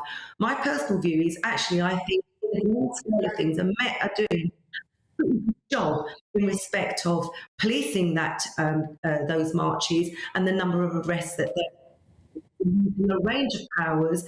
They're making sure that they use violent disorder, Section 35 dispersal orders. They're using a whole range of tactics, super recognisers, facial recognition. They've got a big job on their hands this weekend, and they've got to worry about the splinter groups that break off to where those right-wing are now going to potentially meet up with those extremists, where they've got to manage any potential violence out of that. Peter, quick word on that point then, and the picture there that Shabnam paints. Yes, of course, high-profile cases of police appalling wrongdoing does affect public trust, but the rot runs far, far deeper than that. For the last 20 years or so, the police simply turned their backs on the moderate majority of Britain. They didn't investigate their burglaries, car thefts, bicycle thefts, phone thefts, and so on and so forth. And we've got a whole new generation of young people who accept crime as part of their everyday lives when they fundamentally shouldn't do. We've got an overly educated, woke, liberal kind of fluffy police leadership who only look inwards towards themselves, who are disconnected from the public, who have no idea of the challenges that face Britons every day, and consequently the whole of British policing is in the state that it fundamentally is. OK. Bleak and very disheartening. And I'm afraid I'm fully agreeing with Peter. Yeah. Shabnam Chowdhury, Peter Blexley, good to see you both this morning. Thank you very much. Let us know your thoughts, gbviews@gbnews.com. Now, still to come, not a laughing matter, possession of nitrous oxide, also known as NOS, has become a criminal offence in the UK for its psychoactive effects. That's right. Those are those little canisters you see everywhere. It's School Meals Week across the country. Schools are promoting the importance of healthy meals. GB News' Will Hollis will let us know all about it. Who wrote that? Get it? Not me. All of that and more after your news with Tatiana.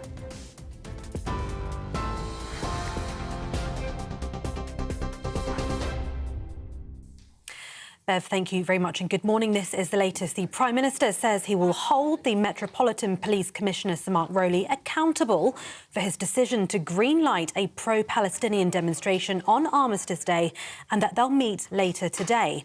Despite the efforts of politicians to stop any such protests, Sir Mark Rowley says intelligence surrounding the potential for serious disorder this weekend does not meet the threshold to prohibit the march.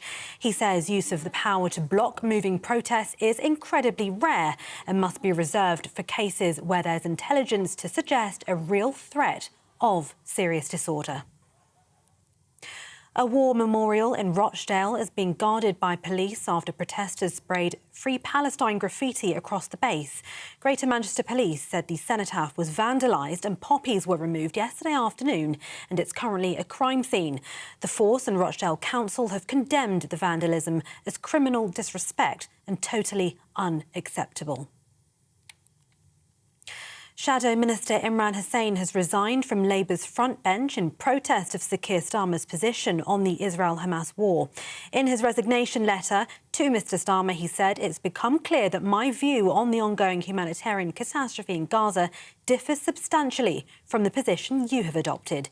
The MP for Bradford East was explicit in condemning Hamas's attack on the 7th of October, but said the situation in Gaza was horrific.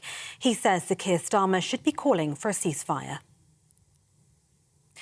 And morning commuters have been stuck on Waterloo Bridge in central London as Met Police arrest Just Stop Oil protesters allegedly blocking traffic. Met Police shared a picture on social media showing several buses and an ambulance with blue lights on, stuck as both lanes are blocked. However, the Climate Group have pointed the finger at the police for that traffic build-up, saying their demonstration was on the opposite side of the road and accusing the police vehicles for blocking that ambulance. For more on all of those stories, you can visit our website, gbnews.com.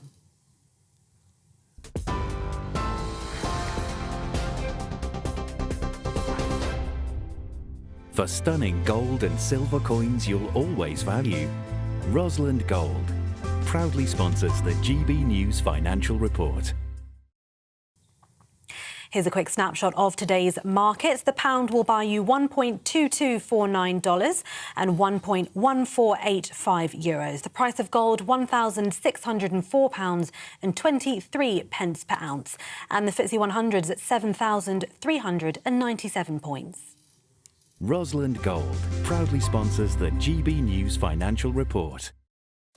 Still to come this morning, Will Hollis, fine reporter. He's in primary schools as they promote healthy school meals.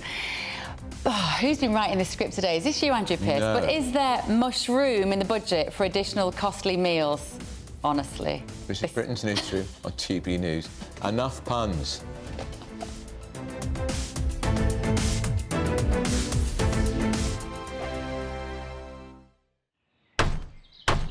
Who is it? We're here for the show.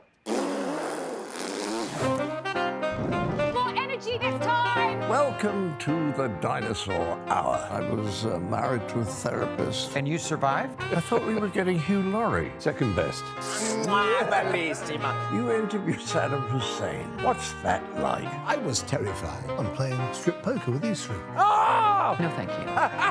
My CDs need to be put in alphabetical order. Are you going to be problematic again? The Dinosaur Hour.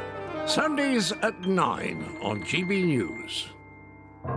What you get for breakfast is something that, if we do our jobs right, you will wake up to news that you didn't know the night before. It's a conversation. It's not just me and Eamon. We want to get to know you, and we want you to get to know us.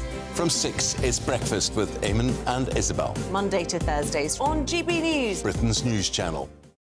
People in Britain, they love free speech, but they also love fair play. I don't care if I'm speaking somebody from a trade union, from the Labour Party, somebody from the SNP. And I think the viewers like to see that actually we can challenge one another, but in a positive way. We think we ask the questions that people want to ask, and often we ask the questions that we wanted to ask in Parliament but never got the chance to ask. So join us every Saturday, 10 a.m. till noon on GB News. Britain's news channel. Nightmare commute. Kick it up a gear with me, Patrick Christie's, at drive time, 3 till 6 p.m, Monday to Friday on GB News Radio. You can listen online and on DAB+, on the smart speaker app and on the GB News app.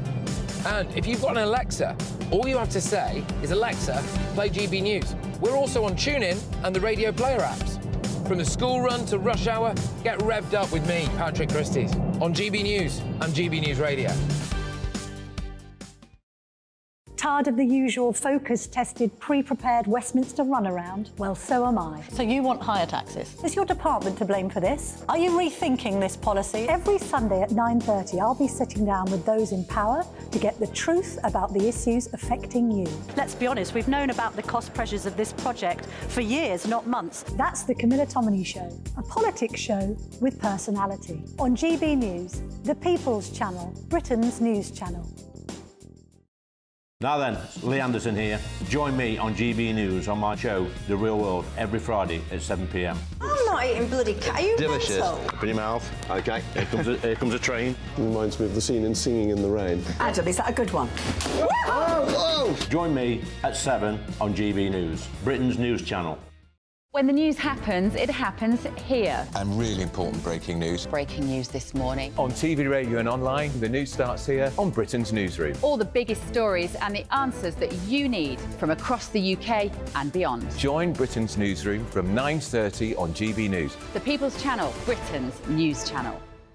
GB News, unlike other broadcasters, isn't obsessed with the London-Westminster bubble. We think there's a nation beyond the M25, and that's why we talk about the issues that matter across the land. Join me on State of the Nation, 8 to 9 o'clock, Monday to Thursday, on GB News. Daisy's listening, and you should too.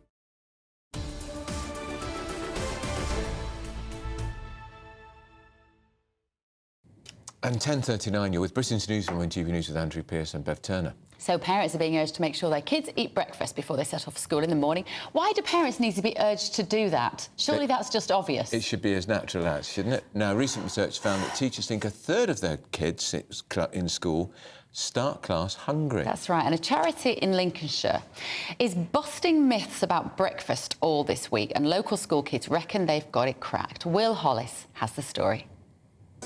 Brilliant job. The most important meal of the day. Omelettes on the menu, meaning these kids have to break a few eggs. And then it becomes scrambled egg, and that's fine. We can eat scrambled egg, it's absolutely fine. We don't want to waste our food. I don't like scrambled egg. Well then, good job we're making an omelette then. Year 3 and 4 from Cherry Willingham Primary School in Lincoln are cooking their way towards a healthier morning. It's not just a free meal, but a life lesson for Theo and his classmates. We've just been learning, like, what are the ingredients you have to have for omelette, and you just need eggs. Ruth is a volunteer for the Lincolnshire Agricultural Society. She says Brits need to learn where food comes from and how to cook it, starting with children. It is important, it's a life skill, because we all need to eat. That's how we survive.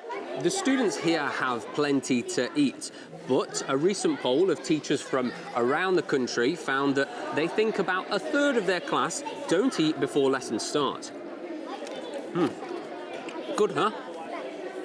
So we've got cereals, we've got breads, it's just all... The cost of living is making it tougher to keep on top of a healthy brekkie. Tom teaches Year 4. As a school, we do things like a breakfast club, so we try to make that more readily available. But what happens before the school day, we really try to make sure that the children have hands in those decisions so that they can go home and say to mum and dad, oh, I'd quite like some toast, I'd quite like some fruit. Lincolnshire Agricultural Society is a charity, bringing farm-to-fork lessons directly to the community. Susie is education lead. Some of the students maybe not have had breakfast in the morning, so getting them educated so that they can replicate it at home, that something that is easy as making an omelette made of just one ingredient is really simple and nutritional. A third of Britain's food is grown in this county, including loads of the cereal that Harley eats at home. I normally have Weetabix, and then after that I have waffles. It gives you loads of energy, and it gives you loads of energy to move. Kids that miss out on breakfast fall behind fast. Breaking down why it's needed might be the way to feed a few extra mouths. Will Hollis, GB News in Lincoln. How lovely. Charming report. And Stephen Pound and Emma Webb, who are with us, our panel, licking their lips. Emma, you want to be taught by the... because you're not great at cooking omelettes. An omelette just falls apart into scrambled eggs, so I think I need a few lessons from this lady. It's a nice idea. But isn't it awful, Stephen? What a sign of our times that we're having to tell parents to give their kids breakfast before they go out in the morning. What's happened? It's not about nutrition, it's about provision. And the real problem, I remember very, very well indeed talking to a young lad on my patch who was going to school, and he was amazed the first time he saw milk on his cornflakes because his mother used to put water on the cornflakes. But because they didn't have the money, she spent her money as it happens, buying tokens. But now people do have access to food. But they're just can't be bothered. Yeah, no. But interestingly, I mean, the idea of breakfast clubs is absolutely widespread in my part of the world, in West London, and also after-school clubs where they actually have meals like that. And the thing is, every time you do that, you've got a real dilemma. Do you actually take away the responsibility of the parent? I know. Because if you do take away, then that'll encourage the lazy parent. If you don't do it, then the kids could go to school hungry. And as is absolutely right, it is the most important meal of the day. You're supposed to breakfast like an emperor, live like a prince. Breakfast like a king, lunch like a queen, and dine like a pauper. Dine like a pauper, yeah. But what did you have for breakfast? Well, this morning, black coffee and an aspirin. That was it. Is it a big night, Stephen? I just find it so depressing. And also when it comes to the school meals, Emma, I mean, obviously Sadiq Khan, controversially, rolling out free school meals for everyone in a state primary school. I don't think that's necessary. A lot of families can afford to actually pay for their school meals. I think Stephen's point was exactly right. That's common sense. I think you don't want to encourage and almost facilitate more of a sort of turn towards the state being responsible for raising children. We want to encourage parental responsibility. However, I do think, just looking at that video there, it's a brilliant thing if kids can learn to cook their own breakfast, even if it's a few mornings of the week. But at the same time, that is also eating into their academic learning. No pun intended. Quite.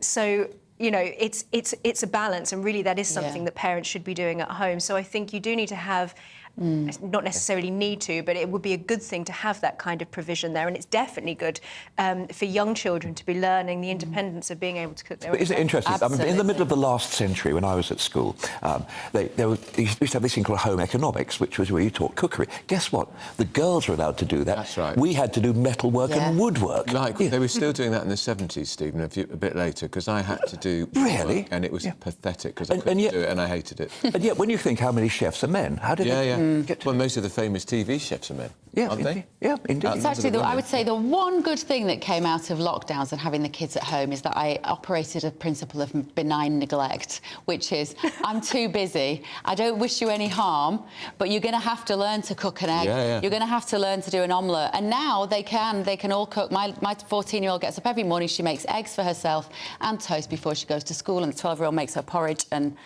You know. Well, all I remember is in Michael Caine's, I think it was the Ipcrest file, some woman comes back to his place and he cooks her breakfast in the morning, an omelette with, chopped green peppers and things like that. And the number of people, that Michael Caine, that's how to do it. That's how to get the reputation of being sort of the Andrew Pearce of West London.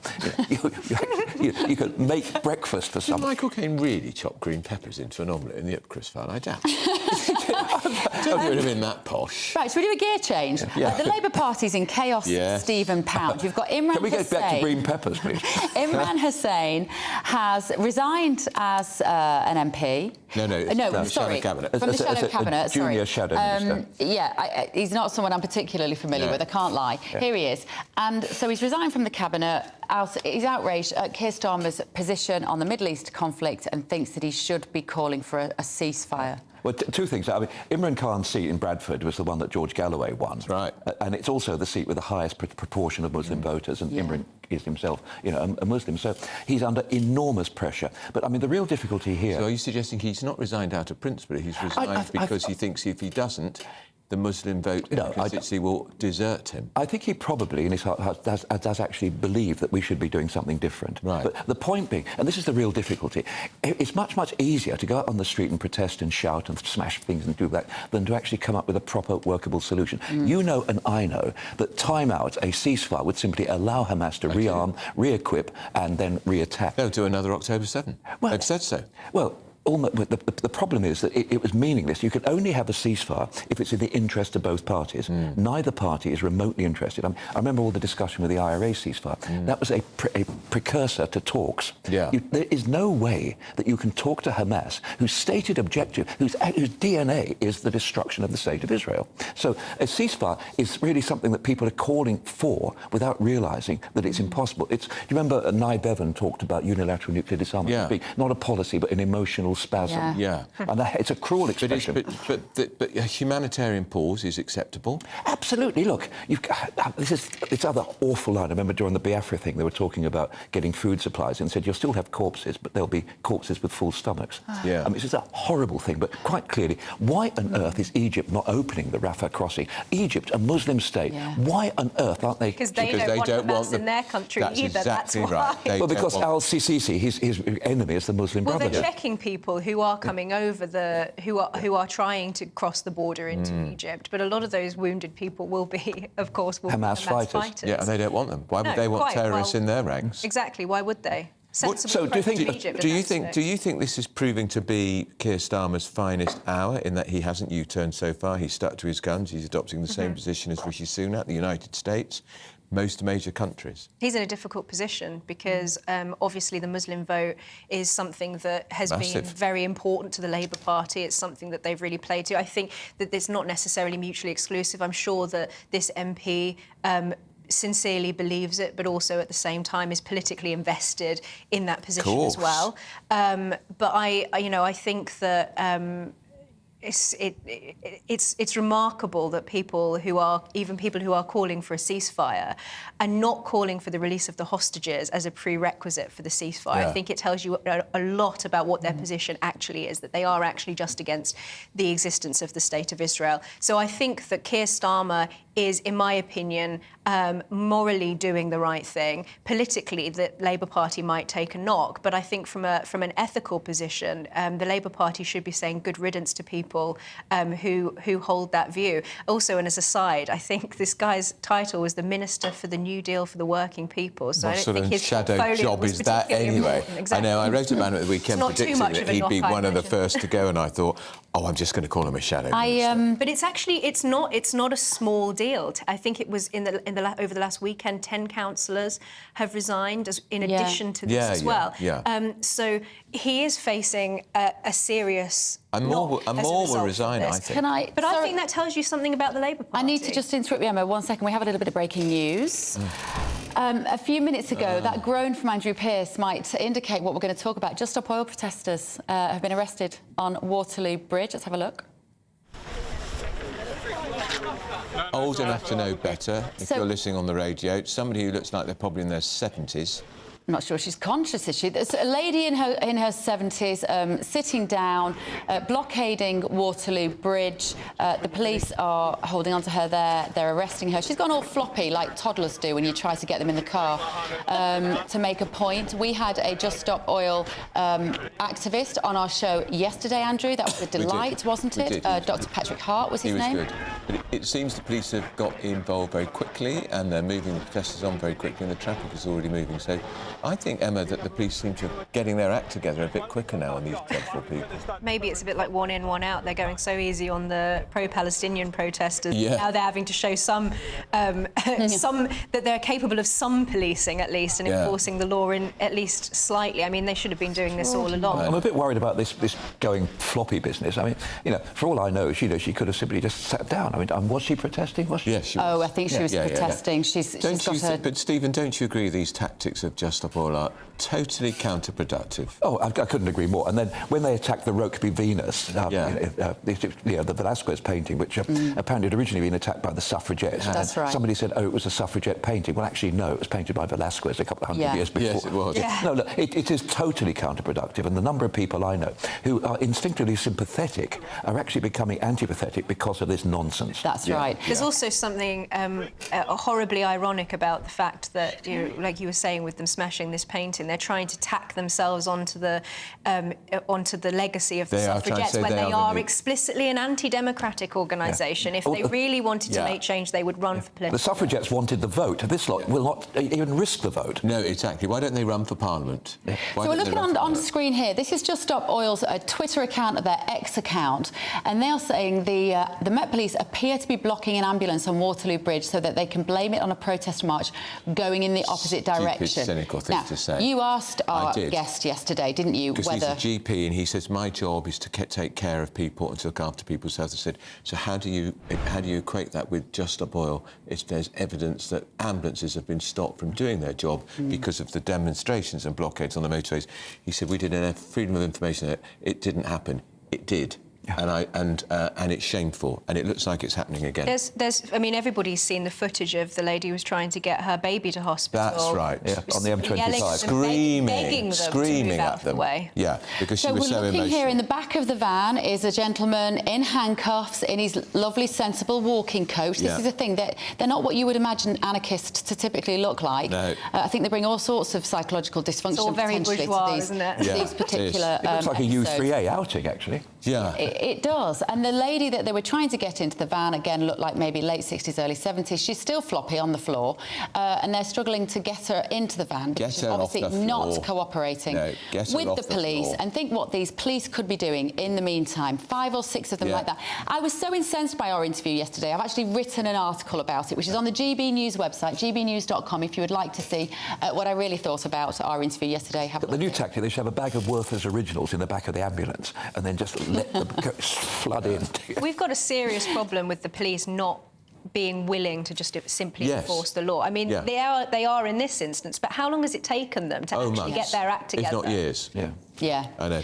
And we're going to have the same problem this weekend. I think, with the pro-Palestinian... On Armistice Day of all days. I know. Now, we've got loads more to talk about this morning. Traffic is now back to normal on Waterloo Bridge if you are listening to us in your van. so it's entirely 2 miles an hour. In the next few moments, we're going to get the latest on the increase of terror reports in the UK with GB News Britain's news channel. Don't go anywhere. Hello, very good morning to you. It's Alex Burkill here again with your latest GB News weather forecast. There will be something sunnier to arrive later on, but at the moment it's a wet and windy picture for many of us. Outbreaks of rain, heavy at times, and even across parts of Scotland we have some sleet or snow. Most of the rain clears away towards the east as we go through the morning, but lingering across parts of the east and southeast of England well into the afternoon. Drier, brighter weather following in behind for many of us, but a scattering of showers across western parts of Scotland and Northern Ireland. In the north, temperatures for some will struggle in single figures. Further south, we're looking at highs of around 13 or 14 Celsius. As we go through the end of the day and overnight, the showers will become more widespread. So across more parts of England and Wales, we're going to see showery outbreaks of rain through the night, perhaps towards the southeast, staying dry with some clear skies, and also across parts of northeast Scotland. Here, it could turn a little chilly, possibly a touch of frost for some places. Elsewhere, a bit milder, but it will still be a little chilly first thing on Thursday morning. Through Thursday itself, then, a showery picture across the bulk of the UK. The heaviest, most frequent showers will be towards western parts where we have those brisk westerly winds, also some heavy showers in the far southeast as well. Otherwise, the driest, brightest weather will be towards eastern parts of England and northeast Scotland. Here, there should be some decent, fine, sunny weather to be had. Temperatures for many likely to be down a degree or so compared to today. I'll see you later. Bye-bye. In a world of dull and predictable radio and TV shows. Oh, hi. On Mark Dolan tonight, we've got big guests. We drill into the big stories of the day. The show adds up to a brilliant listening and viewing experience. Mark Dolan Tonight is the most entertaining current affairs show ever, and that's a fact. Join me, Mark Dolan, Fridays and Saturdays from 9, Sundays from 10. Only on GB News, the People's Channel, Britain's news channel. There's only 3 people you can trust in life. Your doctor, your lawyer, and your nana. I'm not sure. So join me, Nana Aquare, at 3 p.m. every Saturday and Sunday, where we discuss the biggest topics of the weekend. Be ready for battle. Could you be quiet? What is this? It's my new teeth. It's your new teeth. I don't bite. Well, not without a good reason. Always honest, always fun. Every weekend at 3 p.m. on GB News, the People's Channel, Britain's news channel.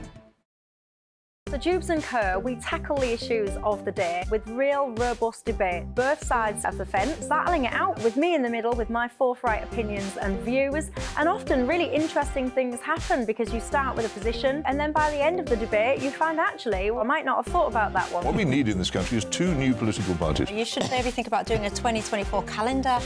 I'm Michelle Dewberry and I'm keeping you company right through until 7 o'clock this evening. GB News, the People's Channel, Britain's watching. Join us every night on GB News at 11 p.m. for Headliners, which is 3 top comedians going through the next day's news stories, which is exactly what you need, because when the establishment has gone crazy, you need some craziness to make sense of it.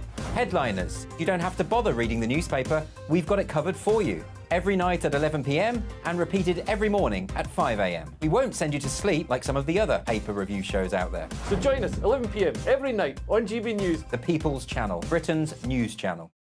GB News, unlike other broadcasters, isn't obsessed with the London-Westminster bubble. We think there's a nation beyond the M25, and that's why we talk about the issues that matter across the land. Join me on State of the Nation, 8 to 9 o'clock, Monday to Thursday, on GB News. Daisy's listening, and you should too.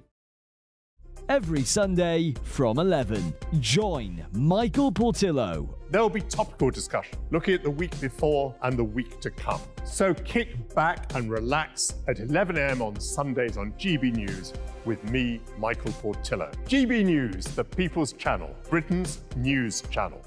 I'm Andrew Doyle. Join me at 7 o'clock every Sunday night for Free Speech Nation, the show where I tackle the week's biggest stories in politics and current affairs with the help of my 2 comedian panellists and a variety of special guests. Free Speech Nation, Sunday nights from 7 on GB News, the People's Channel, Britain's news channel.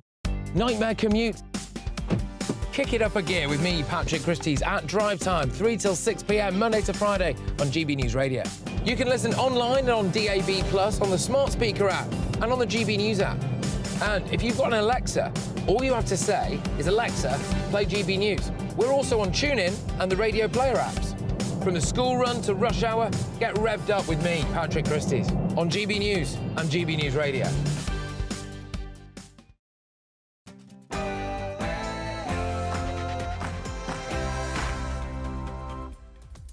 It's 11 a.m. on Wednesday, the 8th of November. This is Britain's Newsroom on GB News with Andrew Pearce and Bev Turner. Very good morning to you. Terrorism reports rocket calls to a UK police counter-terrorism hotline have more than doubled since the Hamas attack on Israel last month.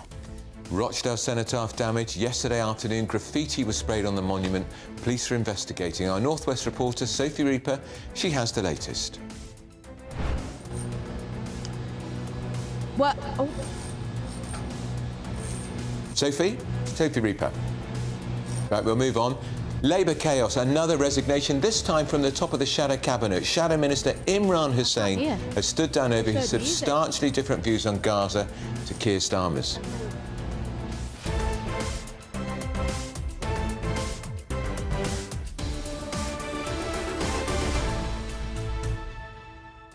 We lost Sophie Reaper there. We will get her back. We'll get her back. And a real treat. We've got a guy coming in who's from the charity. These are black cab drivers all over the country take veterans to the cenotaph. And that's what this is. It is here. They take the veterans to the cenotaph on Saturday and Sunday. So we're speaking to one of the organisers coming in to talk to us, because I think that's a really, really good cause. Some of those veterans are 100 years old. Yeah. GBViews at gbnews.com is the email address. Let us know your thoughts this morning. First, though, here is Tatiana Sanchez in the GB Newsroom.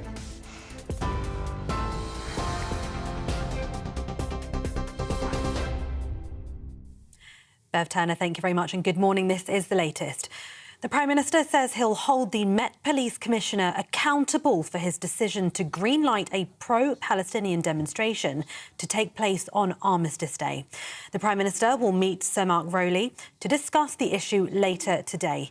The Commissioner says intelligence surrounding the potential for serious disorder this weekend does not meet the threshold to apply to prohibit the march. Rishi Sunak says the marches are disrespectful.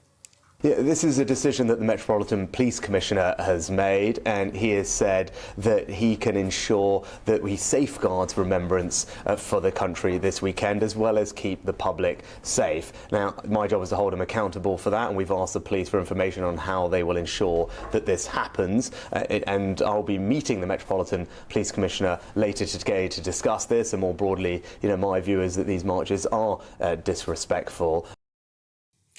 A war memorial in Rochdale is being guarded by police after protesters sprayed Free Palestine graffiti across the base.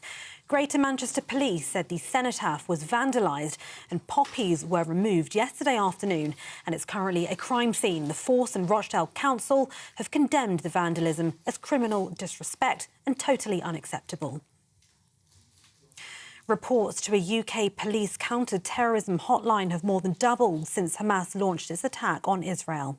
Police say the hotline received just over 1,300 reports between the 7th and the 25th of October, more than twice the number of contacts compared to the same period last year. The National Counter-Terrorism Squad that monitors material online has also seen a rise in referrals, with almost 2,000 made by the public since the attack. Deputy Assistant Commissioner at the Met Police, Lawrence Taylor, says tensions have drastically risen. We've seen huge tensions across numerous communities in the UK, fear across our communities, and all of those things play into building that threat picture, which is one of people who might be inclined to conduct an attack on UK soil being energised by these events.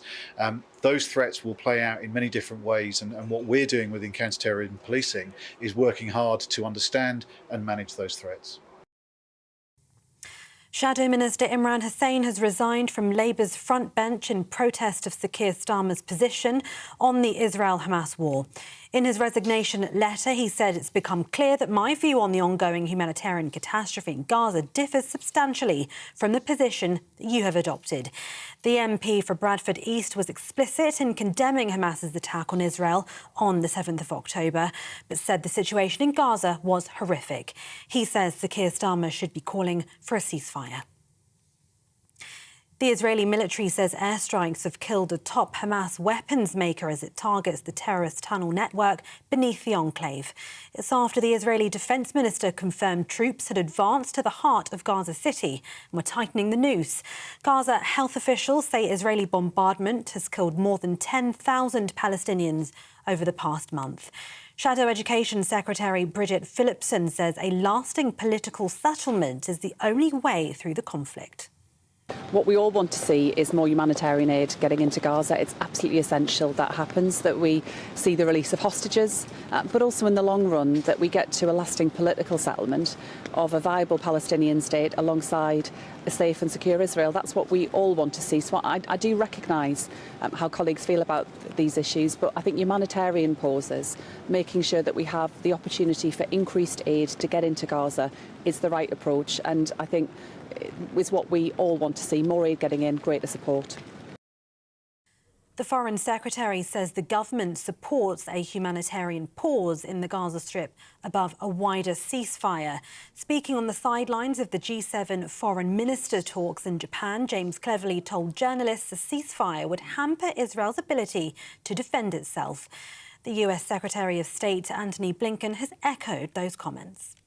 We all agreed that humanitarian pauses would advance key objectives: to protect Palestinian civilians, to increase the sustained flow of humanitarian assistance, to allow our citizens and foreign nationals to exit, and to facilitate the release of hostages. I briefed my colleagues about my conversations with Israeli leaders on pauses and on concrete steps to minimize harm to Palestinian civilians in Gaza and to stop extremist violence in the West Bank. Israel has repeatedly told us that there is no going back to October 6th, before the barbaric attacks by Hamas. We fully agree.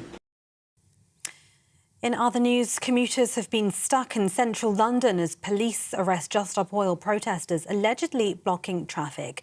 More than 55 protesters marched on Waterloo Bridge, the group said, having travelled from South Wales and the north and southwest of England.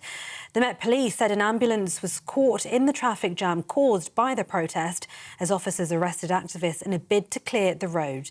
The climate group have pointed the finger at the police for the traffic build-up, saying their demonstration was on the opposite side of the road.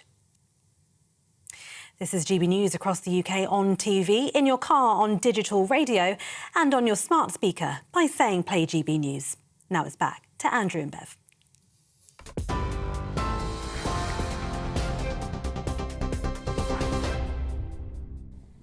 Well, a few minutes ago, the Prime Minister, Rishi Sunak, spoke to the press in Lincolnshire. Let's have a listen to what he had to say.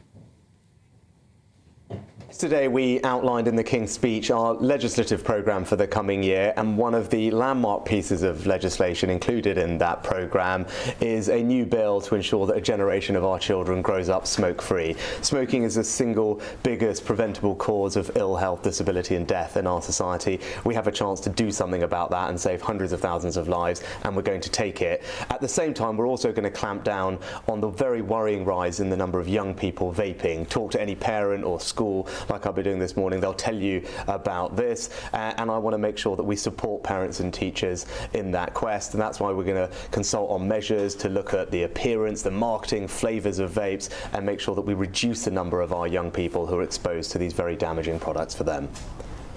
Now, your Home Secretary has made comments about homelessness being a lifestyle choice in some cases, and those comments have caused a lot of anger. Will a restriction on tents be involved in the criminal justice bill?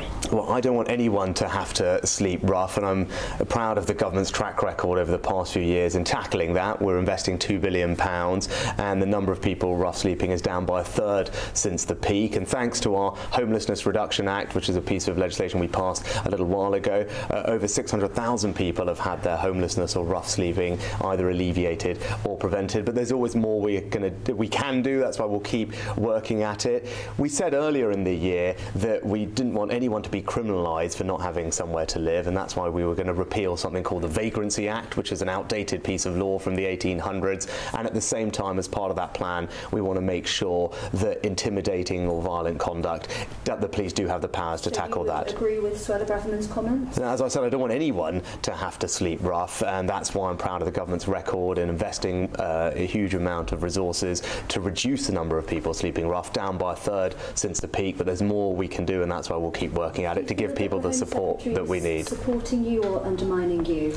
So what the Home Secretary and the government is doing is focus on people's priorities, and that's making sure that we continue to cut crime, which is down by 50% since 2010, tackle antisocial behaviour. The King's Speech that we announced yesterday contains new bills to make sure the police have the powers they need to keep us safe, new powers, and that criminals get the punishments they deserve, and that life will mean life for the most serious crimes. You know, that's the government's agenda on criminal justice, as well as stopping the boats, and the number of illegal migrants crossing into this country is down by over a quarter this year, and it shows that the plans are working.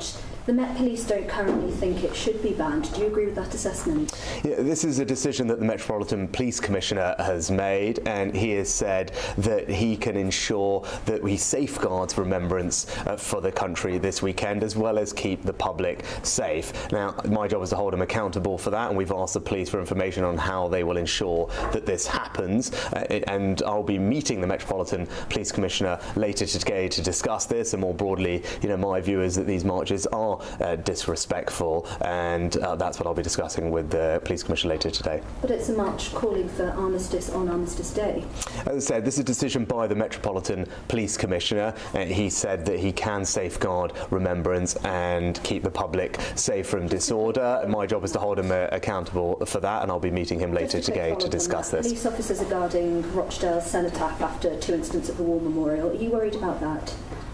I mean, desecration of war memorials is absolutely sickening. You know, this weekend will be about the country coming together to pay tribute and recognise the sacrifice of so many over so many years. That's what I'll be doing, and I think that's what the vast majority of this country will be doing this weekend, marking that moment with the dignity and respect that it deserves. Imran Khan's resignation over Labour's failure to call for a I mean, that's a question for Keir Starmer rather than for me. The government's position is crystal clear on this. Israel suffered an absolutely shocking terrorist attack at the hands of Hamas. They have every right, indeed a duty, to protect their country and their citizens. And as I've repeatedly stressed to the Israeli Prime Minister, they should do that in accordance with international law. We're doing everything we can to get more aid, humanitarian aid, into Gaza to help people. And we've consistently said that we should have humanitarian pauses as soon as possible to allow more aid to flow in, as well as hostages and British nationals to come out. Finally, Prime Minister, sorry for the change in tone, but Girls Aloud... That was the Prime Minister speaking a little earlier in Lincolnshire. Now, in other news, reports to a UK police counter-terrorism hotline have doubled since the Hamas attack on Israel. So let's go live to our political reporter, Catherine Forster. Hi, Catherine. Do we know specifically where these complaints are coming from? No, we don't know, but what we do know is that in the 2 weeks from October the 7th, when, of course, Hamas murdered 1,400 Israelis, the number of calls to this hotline doubled in the United Kingdom to 1,350 in that 2-week period. In terms of the numbers that were useful to investigators, those numbers were up 4 times on a usual period, up to 200. So very real concerns about the possible knock-on effect on events on the Middle East, on the streets of the United Kingdom, obviously in terms of the protests, as we'll talk more about in a moment, but in terms of potential terrorist threats. Now, I think it's worth saying that the current terror level remains unchanged at substantial, which means that an attack is highly likely. It's possible that it may be raised to severe, which would mean an attack is likely soon, but that hasn't happened yet. Now, in the meantime, of course, course, a huge focus on Armistice Day. We're just a few hundred metres from the cenotaph here, and real concerns about this pro-Palestinian march, which is currently going ahead. Now, worth saying, the organisers have assured Sir Mark Rowley, the Metropolitan Chief Commissioner, that it will be happening a couple of hours after the 2-minute silence at 11 o'clock, and it will be nowhere near Whitehall. Now, Sir Mark Rowley is saying at the moment he's not going to ask for it to be banned. This, of course, the Home Secretary's made it pretty clear she wants what she calls these hate marches banned this weekend, but it isn't up to her. Mark Rowley would have to put in a request to Suella Braverman to have the protest banned, and he can only do that, he says, if he feels that the police cannot manage the risk. Now, he's saying that Armistice Day will be protected, that the march will go ahead. Rishi Sunak going to be meeting him today to find out exactly how confident the police are that they can avoid trouble on Saturday. All right, that's Catherine Forster, our political correspondent in a wet and windy Westminster. Thank you for that, Catherine. Now, every year, thousands of our veterans come together to remember those who've served before. But how do they get to the cenotaph on Remembrance Sunday? Well, Poppy Cabs is a charity set up to make sure that veterans can travel around London without spending a penny. And we're joined now by Mike Hughes, who's the charity's coordinator and one of their loyal taxi drivers. Mike, you and I go back many years. Many, many years. Your charity has grown and grown because you don't just take veterans to the cenotaph on Sunday, you take some of them back to the war graves in Normandy. Well, we work closely with the Taxi Charity for Military Veterans. Poppy Cabs itself only operates on Remembrance Sunday. Yeah. But the Taxi Charity for Military Veterans has been going since 1948. Amazing. And I'm a volunteer driver for them. Over the past few years, I was put together with a veteran who was 102 last year. Amazing. And I helped to fulfil his dying wishes by taking him to Holland, where he was the guest of honour at the opening of a memorial to a bridge that he and a Dutch engineer designed and built in 1945. Right. An amazing man, Major Edwin Hunt. I think I've spoken to him. Heck of a character. Yeah. Unfortunately, he died in July last year. But you probably made him a happier man because you got him back to Holland. He did say that. In fact, I saw him when he'd fallen and broken his hip.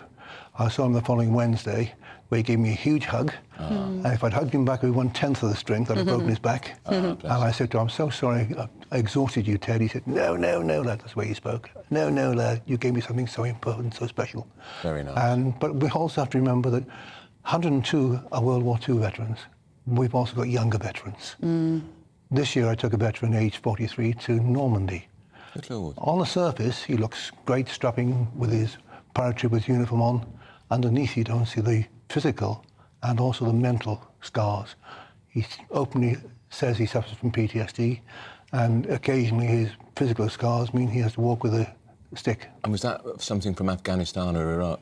He's been in Kosovo, Bosnia and Afghanistan. In fact, in Afghanistan, he was in a helicopter that got shot down, which is how he ended up being injured. Yeah. So tell us what happens then on Sunday, Mike. For any veterans who want to go to the cenotaph, turn up at any mainline station, the Victory Services Club, Union Jack Club, or Victoria Coach Station, between 8 o'clock and 10 a.m. in the morning, and we'll put them into a taxi free of charge. And then the return journey comes from Westminster Bridge and sometimes from Admiralty Arch, where the drivers do this in their own time and their own money, and we've been doing this year for 14 years. It's fantastic, and you get literally hundreds and hundreds of veterans turning up, Mike. Thousands. Thousands now. Thousands turning up. Some of them probably would find it very difficult to get into London. I can tell you that some years ago we had one veteran who was coming in from the depths of Essex, and a driver brought him in for free. In fact, the family eventually agreed just to pay him for the fuel. I kept phoning the guy up and saying, his son up, said, is Ernie going to go this year? He said, no. He died in March. I said, I'm so sorry to hear that. And he said, don't be sorry.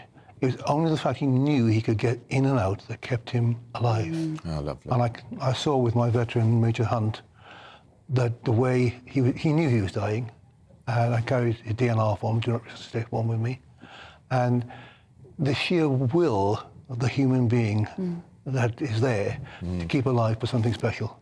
Yeah. And do you get them to the cenotaph, or do you get them close to the cenotaph? We get them close, and nobody can get actually to it because of all the security, obviously. And this year especially, we have to be very careful. Yeah. We just hope everything's going to go off without any hitches. London's cab drivers are very, very resourceful. We can change literally at a moment's notice, and often do, because somebody says, I want to go somewhere. I say, oh, hang on, phone call, I'm going to go somewhere else. And without the London taxi driver's superb knowledge, you can't do that quickly. But our guys have been doing it for so long. There's no egos. The whole ethos is, I've seen the chairman of one organisation literally stood shoulder to shoulder with the chairman of another organisation, who under other circumstances would be arguing vehemently. And they just stood there for one reason and one reason alone, to help the veterans in and back. And you have women veterans as well? Oh, yes. Lots of them. Women veterans. We get a lot of the ladies cab drivers come along, and the wives and children of cab drivers come along to help us. And it's always very, very special. It's a special atmosphere. What's, on a broader point, Mike, what's life like for black cab drivers in London at the moment? Is it a challenge with all of the This is a television Ubers programme. It's impossible to say exactly what some drivers would like to say. However, it's challenging. Everything's now 20 miles an hour. Yeah. Luckily, I was forced to convert to an electric taxi, which has a limiter, so it stops me going over the speed limit. I got done for 24 miles an hour going down Park Lane last year. In a section that used to be 40 miles an hour and 4 lanes. Ridiculous. Well, we don't go there. We try not to give political messages, shall we say. The whole ethos is with the poppy cab thing is we're apolitical. Yeah. And for many years it was kept fairly quiet until it got to the point now it is its own entity, and nobody can say that they created it, but it's other than the drivers. It's quite tough, though, isn't it, for black cabbies at the moment to make? Yeah. I should have been here this morning at 9:15 and couldn't get here because of the traffic. Exactly. Oh, it's hopeless. Yeah. But nobody... You can't say, but I can say it. The flipping mayor has wrecked this city. I would agree. With its 20-mile-an-hour speed limits, its ultra-low emission zone, its congestion charge, it drives us all nuts. My previous taxi should have had another 3.5 years licensing, and he was taken off because they changed the rules. How expensive is that? I had an interesting chat with a black cab driver, Gina, the other day. If you're listening, Gina, hello. And she was saying to me that she thinks every black cab driver should be able to vote in the mayoral elections in London, even though they don't live here. I thought, what a brilliant idea. And they would vote as a bloc, not necessarily for the Tory or Liberal, but they vote as a bloc against Sadiq Khan, wouldn't they? Very likely. Pro-motorist, anyway, at the very least. Mike Hughes, thanks for coming in. Poppy Cabs, great charity. So if you are a veteran, do they know how to get in touch with you, Mike? They can contact me on poppycabs@virginmedia.com. That's easy enough. Poppycabs@virginmedia.com. Or alternatively, just turn up on the day. Yeah. There we are. Victoria Coach Station, Victory Services, Union Jack Clubs. The black cabs will get you. And I've got an actual poppy cab brooch now. My paper flower kept falling off all morning. Thanks so much, Mike. Right, this morning, still to come. Have you ever watched a film based on real-life events and thought that it might have been maybe a little tasteless? We're going to be debating if tragedies should be dramatised in TV shows and films. You're with Britain's Newsroom on GB News.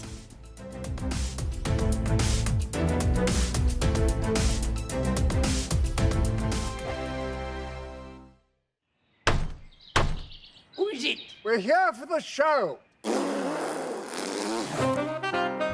More energy this time! Welcome to the Dinosaur Hour. I was married to a therapist. And you survived? I thought we were getting Hugh Laurie. Second best. You interviewed Saddam Hussein. What's that like? I was terrified. I'm playing strip poker with these three. Ah! No, thank you. My CDs need to be put in alphabetical order. Are you going to be problematic again?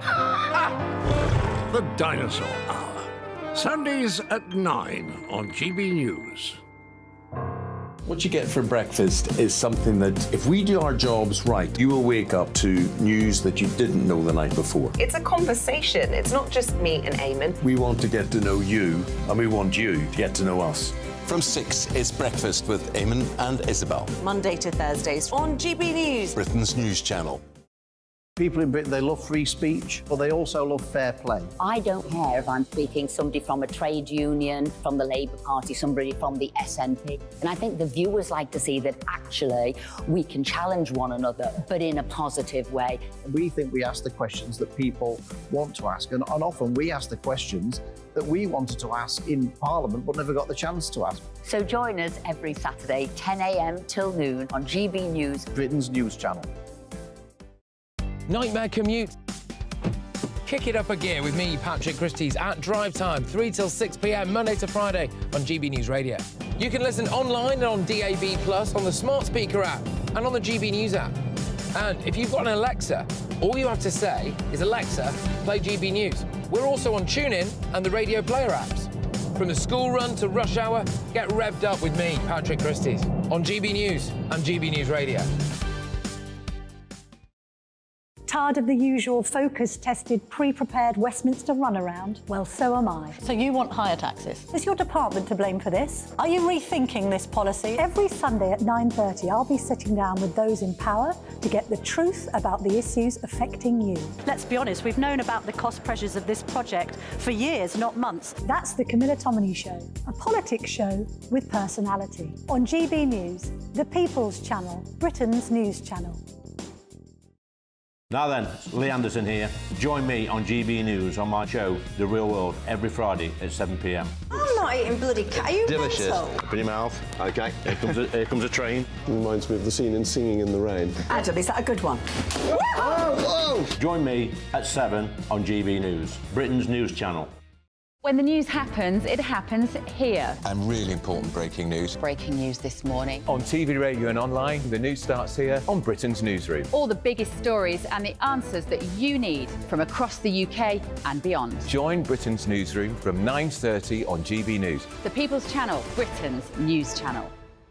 GB News, unlike other broadcasters, isn't obsessed with the London-Westminster bubble. We think there's a nation beyond the M25, and that's why we talk about the issues that matter across the land. Join me on State of the Nation, 8 to 9 o'clock, Monday to Thursday, on GB News. Daisy's listening, and you should too.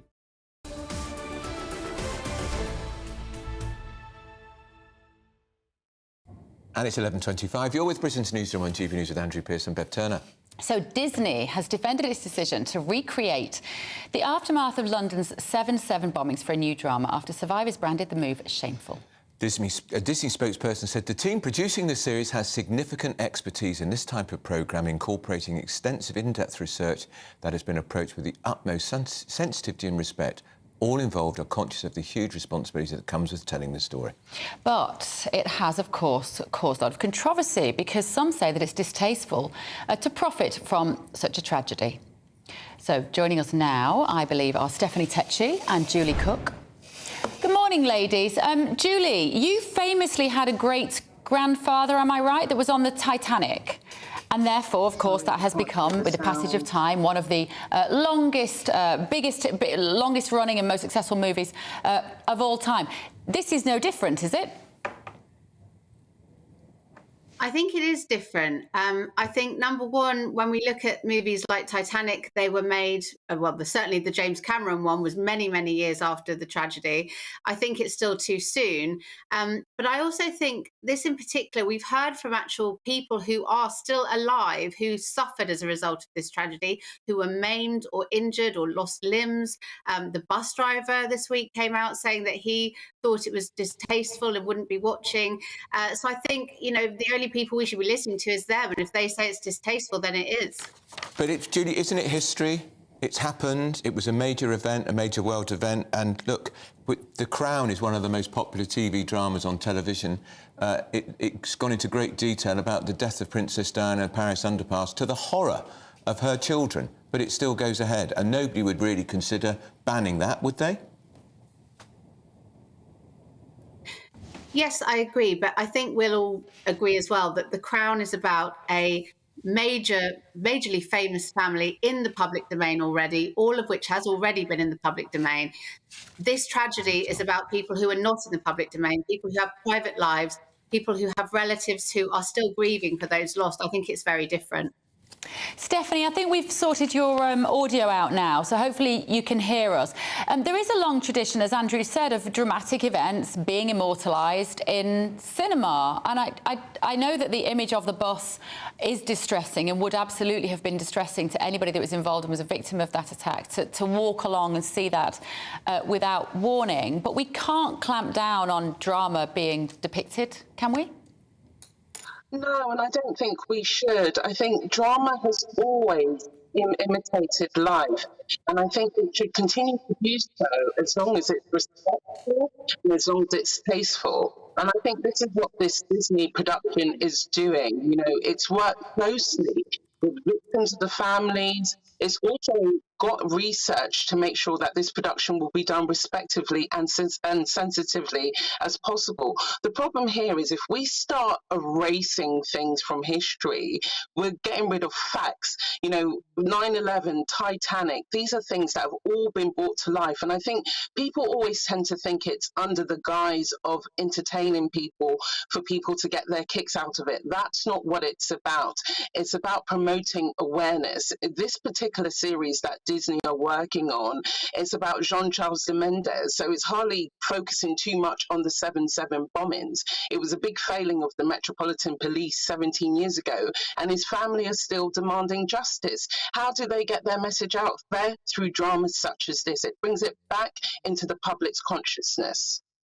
Julia, I was just looking, we all remember the horror of the Sower murders, those two lovely little girls, Holly and Jessica, and there was a drama made in 2022, just 20 years later, about that, what happened to those families. And that is only 20 years. There wasn't much of an outcry over it. Yes, and I was surprised at that because I think that was incredibly distasteful. You know, I don't think enough time had passed, and I think it was an incredibly distressing, as you say, story that all of us knew about. I agree with the sentiments of our other guests saying that, you know, this is about promoting awareness of what happened and you know, facts. But I think those facts can be presented in a documentary form, in a more fact-based form, without over-dramatising. You know, I love drama, I love theatre, I love watching productions, but I don't think it aids really anyone's understanding necessarily of a tragedy like this. I think it can be done in a more factual way.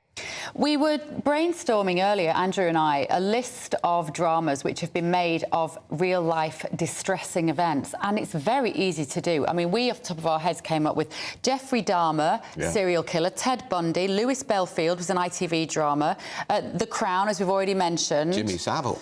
Jimmy Savile. Yeah. Madeleine McCann's story's been immortalised in drama even. Stephen Lawrence. And so I think maybe the reason this story has become such a big thing here is only because of the image of the bus on the street. It was such a powerful image at the time of the terrorist attack, and it remains a very strong image. Perhaps, do you think, Julie, if the victims had been warned, or even the people in the area had been warned that this was going to be filmed, that of course the council have made money out of it as well, then maybe that would have been OK?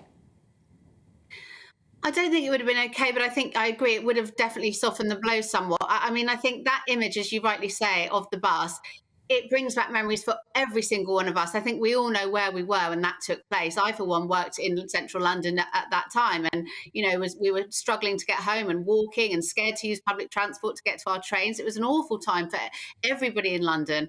And we were just, you know, people who heard about it. So I think that particular bus is a real iconic symbol of what happened. But when you were mentioning those other dramatisations, I don't think this means it's okay to do this one just because other dramatisations have been done before. I think all of them are distasteful, frankly. OK, thank you, ladies. Really interesting. Stephanie Tecci there and Julie Cook. Do you remember where you were? I was actually in a queue to get a plane back from France, and some people kept coming up to me because they clocked who I was and said, "There's something terrible going on in London, and we've been told it's the grid has failed." I said, "It's a terror attack." Did you? Yeah. You just knew it would have instinct. Absolute instinct. Yeah. Because it was just implausible. That you couldn't get a phone, you couldn't ring, mobiles were closed down. Because, of course, mobile phones, as we discovered, were involved in the terror attack. Of course. Yes, of course. I'd forgotten that detail, actually. Yeah. Right, still to come this morning, a poppy seller was attacked. An elderly poppy seller said he was punched and kicked as pro-Palestine protesters staged a sit-in at Edinburgh's Waverley train station at the weekend. Shameful, isn't it? And laughing gas banned. You might think doesn't affect me, but you would have seen these canisters if you're watching here on TV. If you're listening on the radio, we're showing the canisters are often littered after certain events. It's nitrous oxide, commonly known as laughing gas, and it's going to become, according to the King's Speech, a criminal offence. That and much more after your morning's news with Tatiana Sanchez.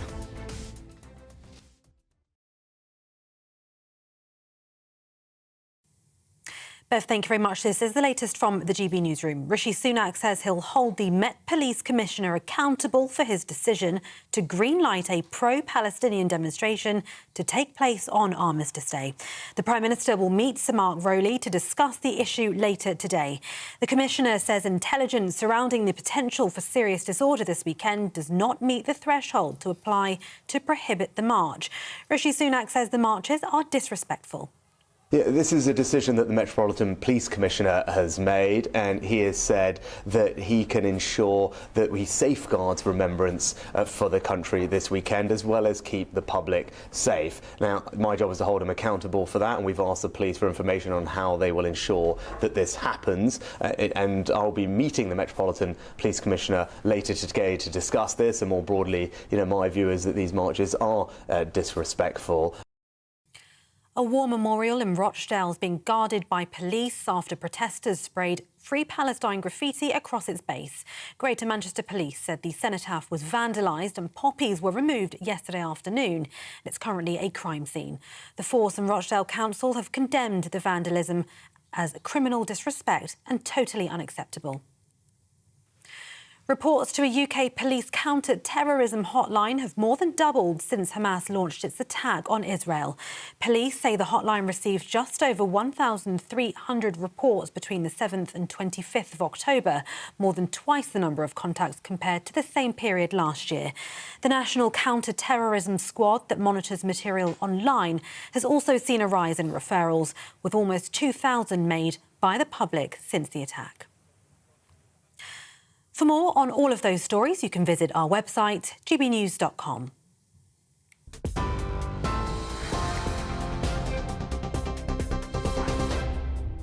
For exclusive, limited edition and rare gold coins that are always newsworthy, Rosalind Gold proudly sponsors the GB News Financial Report.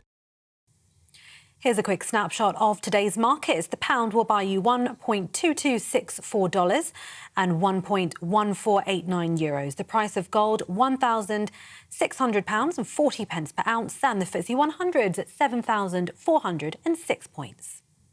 Rosalind Gold proudly sponsors the GB News Financial Report. We're here until midday, or still to come this morning. We're going to go live to Rochdale's cenotaph, which has been defaced by pro-Palestine graffiti. Disgraceful. This is Britain's Newsroom on GB News.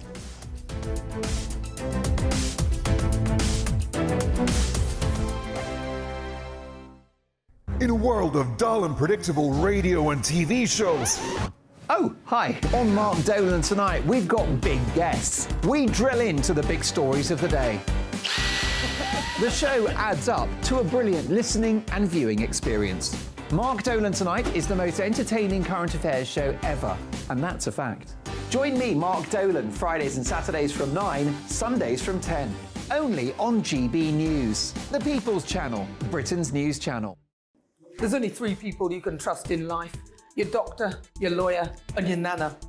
I'm not sure. So join me, Nana Aquare, at 3 p.m. every Saturday and Sunday, where we discuss the biggest topics of the weekend. Be ready for battle. Could you be quiet? What is this? It's my new It's your new teeth. I don't bite. Well, not without a good reason. Always honest, always fun. Every weekend at 3 p.m. on GB News, the People's Channel, Britain's news channel. So Jubes and Kerr, we tackle the issues of the day with real, robust debate, both sides of the fence, battling it out with me in the middle with my forthright opinions and views. And often really interesting things happen because you start with a position and then by the end of the debate you find actually, well, I might not have thought about that one. What we need in this country is 2 new political parties. You should maybe think about doing a 2024 calendar. I'm Michelle Dewberry and I'm keeping you company right through until 7 o'clock this evening. GB News, the People's Channel, Britain's watching. Join us every night on GB News at 11 p.m. for Headliners, which is 3 top comedians going through the next day's news stories, which is exactly what you need, because when the establishment has gone crazy, you need some craziness to make sense of it. Headliners. You don't have to bother reading the newspaper. We've got it covered for you. Every night at 11 p.m. and repeated every morning at 5 a.m. We won't send you to sleep like some of the other paper review shows out there. So join us 11 p.m. every night on GB News. The People's Channel, Britain's news channel. GB News, unlike other broadcasters, isn't obsessed with the London-Westminster bubble. We think there's a nation beyond the M25, and that's why we talk about the issues that matter across the land. Join me on State of the Nation, 8 to 9 o'clock, Monday to Thursday, on GB News. Daisy's listening, and you should too. Every Sunday from 11, join Michael Portillo. There will be topical discussion, looking at the week before and the week to come. So kick back and relax at 11 a.m. on Sundays on GB News with me, Michael Portillo. GB News, the People's Channel, Britain's news channel. I'm Andrew Doyle. Join me at 7 o'clock every Sunday night for Free Speech Nation, the show where I tackle the week's biggest stories in politics and current affairs with the help of my 2 comedian panellists and a variety of special guests. Free Speech Nation, Sunday nights from 7 on GB News, the People's Channel, Britain's news channel. Nightmare commute. Kick it up a gear with me, Patrick Christie's, at drive time, 3 till 6 p.m, Monday to Friday on GB News Radio. You can listen online and on DAB+, on the smart speaker app, and on the GB News app. And if you've got an Alexa, all you have to say is, Alexa, play GB News. We're also on TuneIn and the Radio Player apps. From the school run to rush hour, get revved up with me, Patrick Christie's, on GB News and GB News Radio.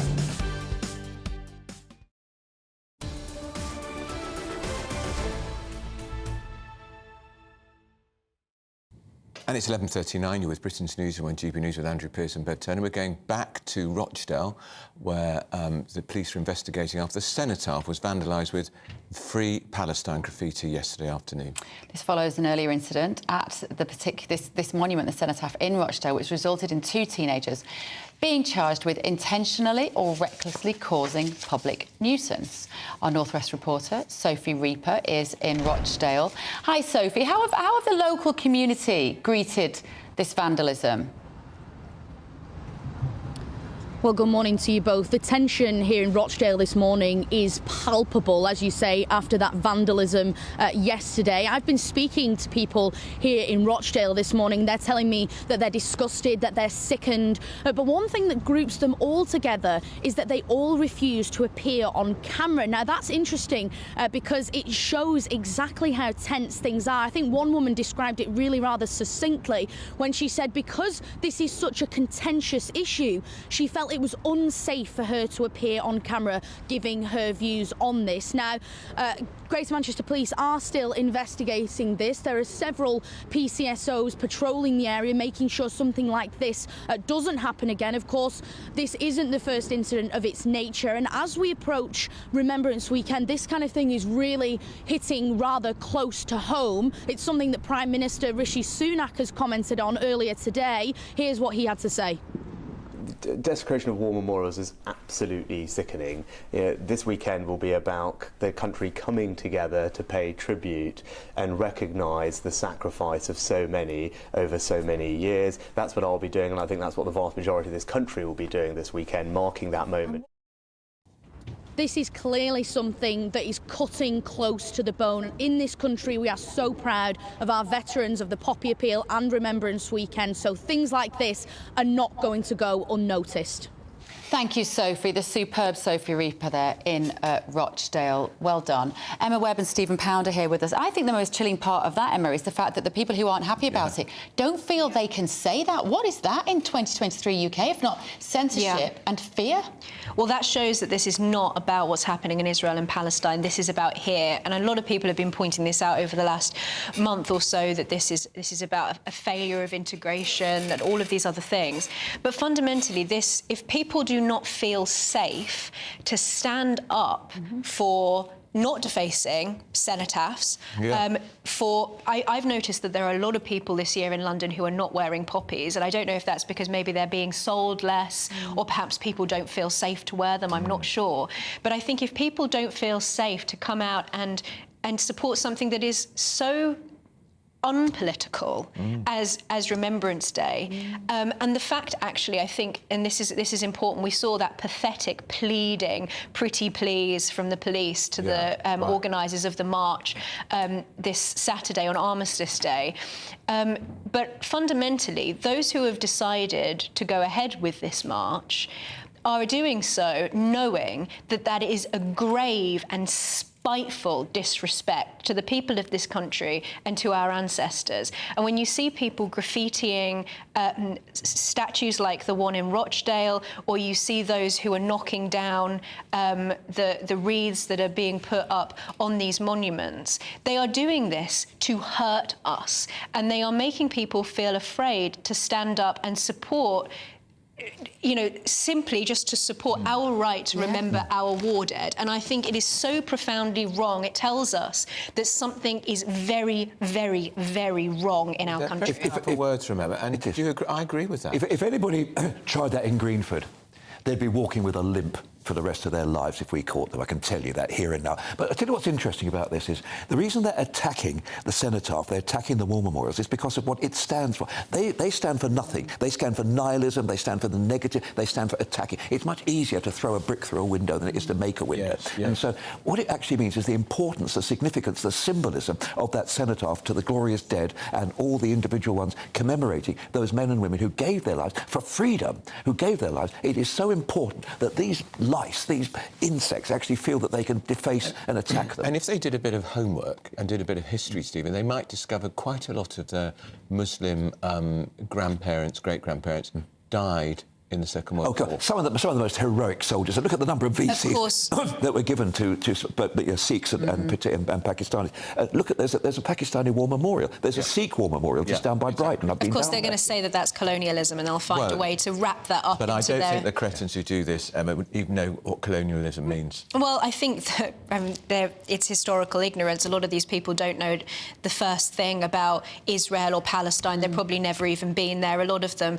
are boycotting certain products whilst also using them or wearing them. I mean, they don't know what they're doing. But we've seen also this week, we've seen a poppy seller an elderly poppy seller being attacked. We've seen the photographer Stuart Mitchell was down in Liverpool Street Station, filmed what was happening there with the poppy sellers, and you could see from his footage that they were surrounded on all sides in close quarters with these people chanting whilst they're sitting there just simply trying to sell poppies. It really is... And they looked bewildered and scared, and they were elderly-ish, weren't they? Yeah, and it was Charing Cross Station, actually. Charing Cross. And I think it shows the sort of like spitefulness, the degree of hatred against this country, and it's all become wrapped up in the conflict that's taking place between Israel and Palestine, but it really is also just a continuation of what we've seen over the last couple of years. Has this opened the door to something that already existed, or is this something new? But Stephen, there's the photo on the screen. That makes Charing Cross Station. So sad. But look at the expression on those two ladies. Those are women out in the cold who've given up their time to actually support the Royal British Legion and to support our armed forces. And look at them being surrounded by these slack-jawed, knuckle-dragging, monobrowed thugs. I think, actually, it's interesting that the two that have defaced the cenotaph in Rochdale were teenagers, because I don't think... Got to say alleged. Alleged, sorry. I don't think that schools know how to handle this topic, because my kids' schools will talk about everything, all the gender politics, all the identity stuff that's very fashionable.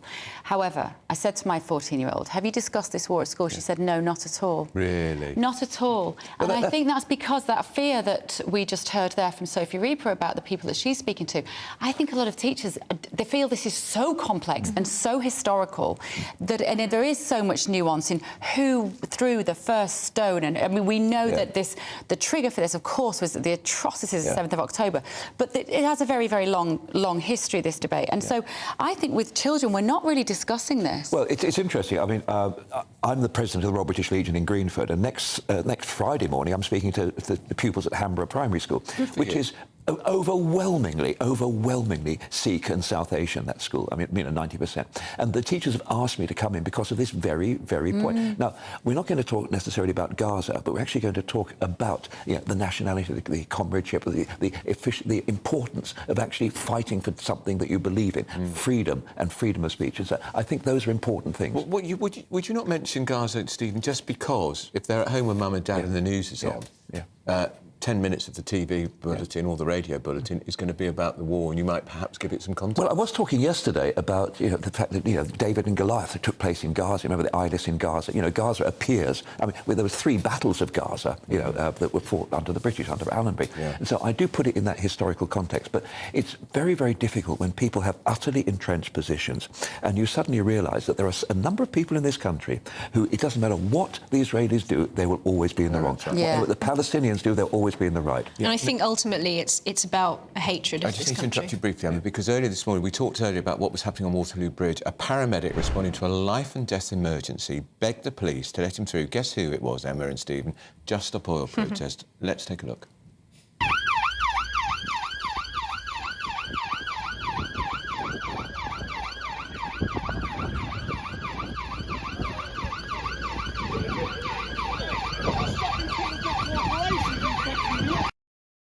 Now the voice we could hear was the paramedic appealing for the police to let him or her get through. We had yesterday, Stephen, in this studio, a spokesman for Just Stop Oil, who is a GP, who went to great lengths to say how his job every day is to protect people's lives, and that's what he does.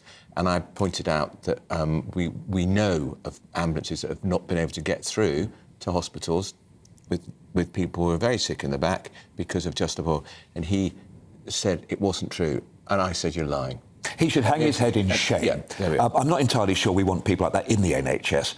But I also think how remarkable, for somebody of my generation, when you actually see news happening and then minutes later it's on GBNews, the national broadcaster. Minutes later, I mean, that actually brings it home to people. And how any of the Just Stop Oil people can actually look at that and say that they're justified in what they're doing is utterly beyond me. They should walk away in shame. What do you think? Stephen makes a very interesting point. He's not sure they want people like that in there. He says he is a GP whose other job is to be a spokesman to defend these appalling tactics of this appalling organisation. Well, I mean, the Hippocratic Oath, first do no harm. Doctors should be standing up. If you are a doctor and you are involved in Just Stop Oil, or you're a nurse, you're involved in the medical profession in any way, even with your involvement in that protest, you should be advocating for them to move out of the way of an ambulance. I mean, it just shows how unbelievably callous these protesters are, that they're so ideological that they are willing to put other people's lives at risk because they believe that their cause is more important. It's more hypocritical than hypocritical. It's the same, precisely. And it's the same with the way that they behave around heritage, with, damaging art, that kind of thing. They believe that nothing is more important than the pursuit of their ideological objectives, and I think it shows how callous they are. So I think Stephen's quite right. I don't think somebody is... I wouldn't trust somebody who works in the medical profession who wouldn't step out of the way of an ambulance and put somebody's life or health first. The Hamas supporting GP in Surrey last week. I wouldn't want anybody in my family. Well, he should be struck off. But damn right he should be.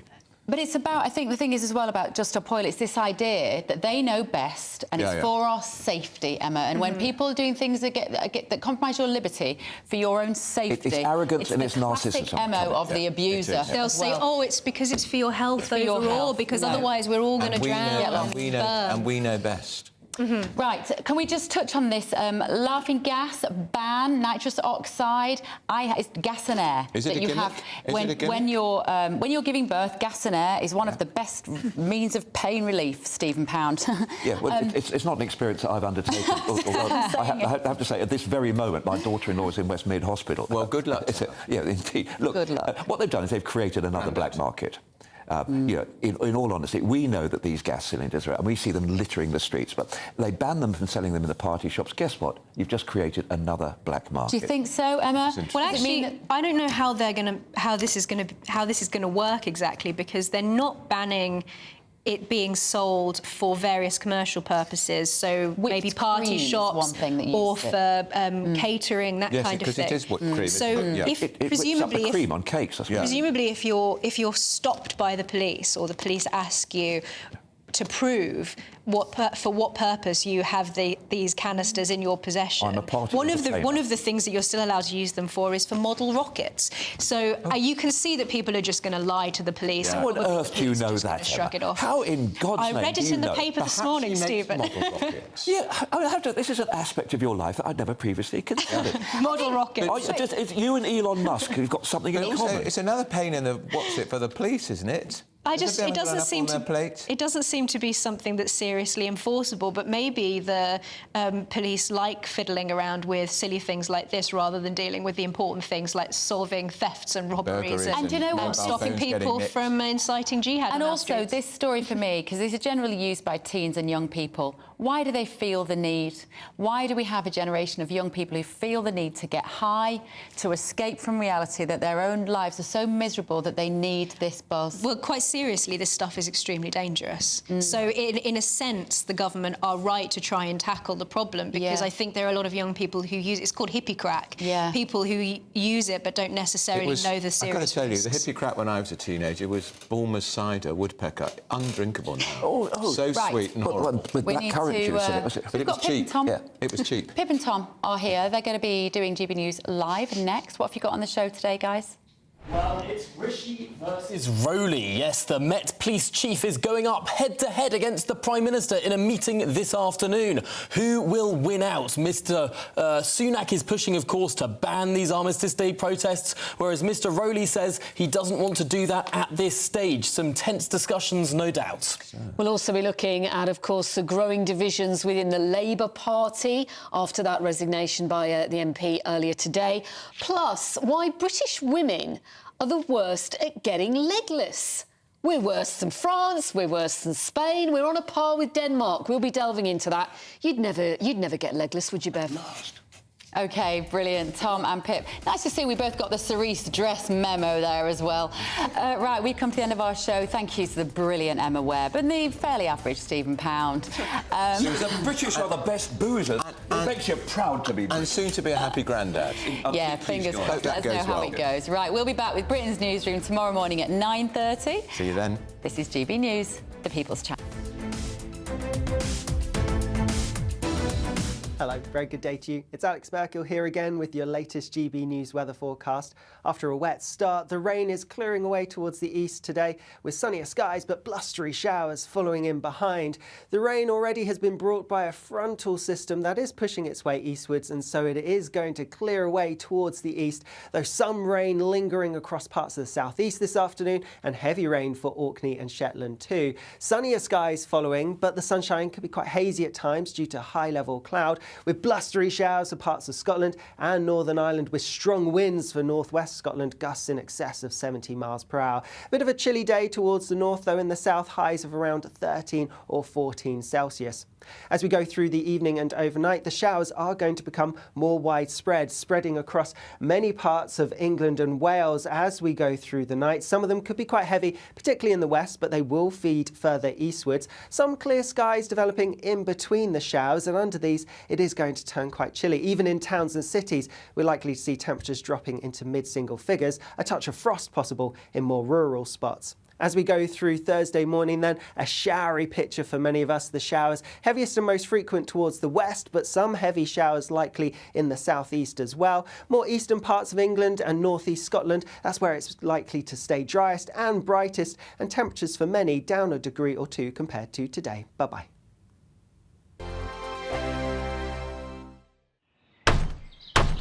Who is it? We're here for the show. More energy this time! Welcome to the Dinosaur Hour. I was married to a therapist. And you survived? I thought we were getting Hugh Laurie. Second best. You interviewed Saddam Hussein. What's that like? I was terrified. I'm playing strip poker with these three. Oh! No, thank you. My CDs need to be put in alphabetical order. Are you going to be problematic again? The Dinosaur Hour. Sundays at 9 on GB News. What you get for breakfast is something that, if we do our jobs right, you will wake up to news that you didn't know the night before. It's a conversation. It's not just me and Eamon. We want to get to know you, and we want you to get to know us. From 6, it's Breakfast with Eamon and Isabel. Monday to Thursdays on GB News. Britain's news channel. People in Britain, they love free speech, but they also love fair play. I don't care if I'm speaking somebody from a trade union, from the Labour Party, somebody from the SNP. And I think the viewers like to see that actually we can challenge one another, but in a positive way. We think we ask the questions that people want to ask, and often we ask the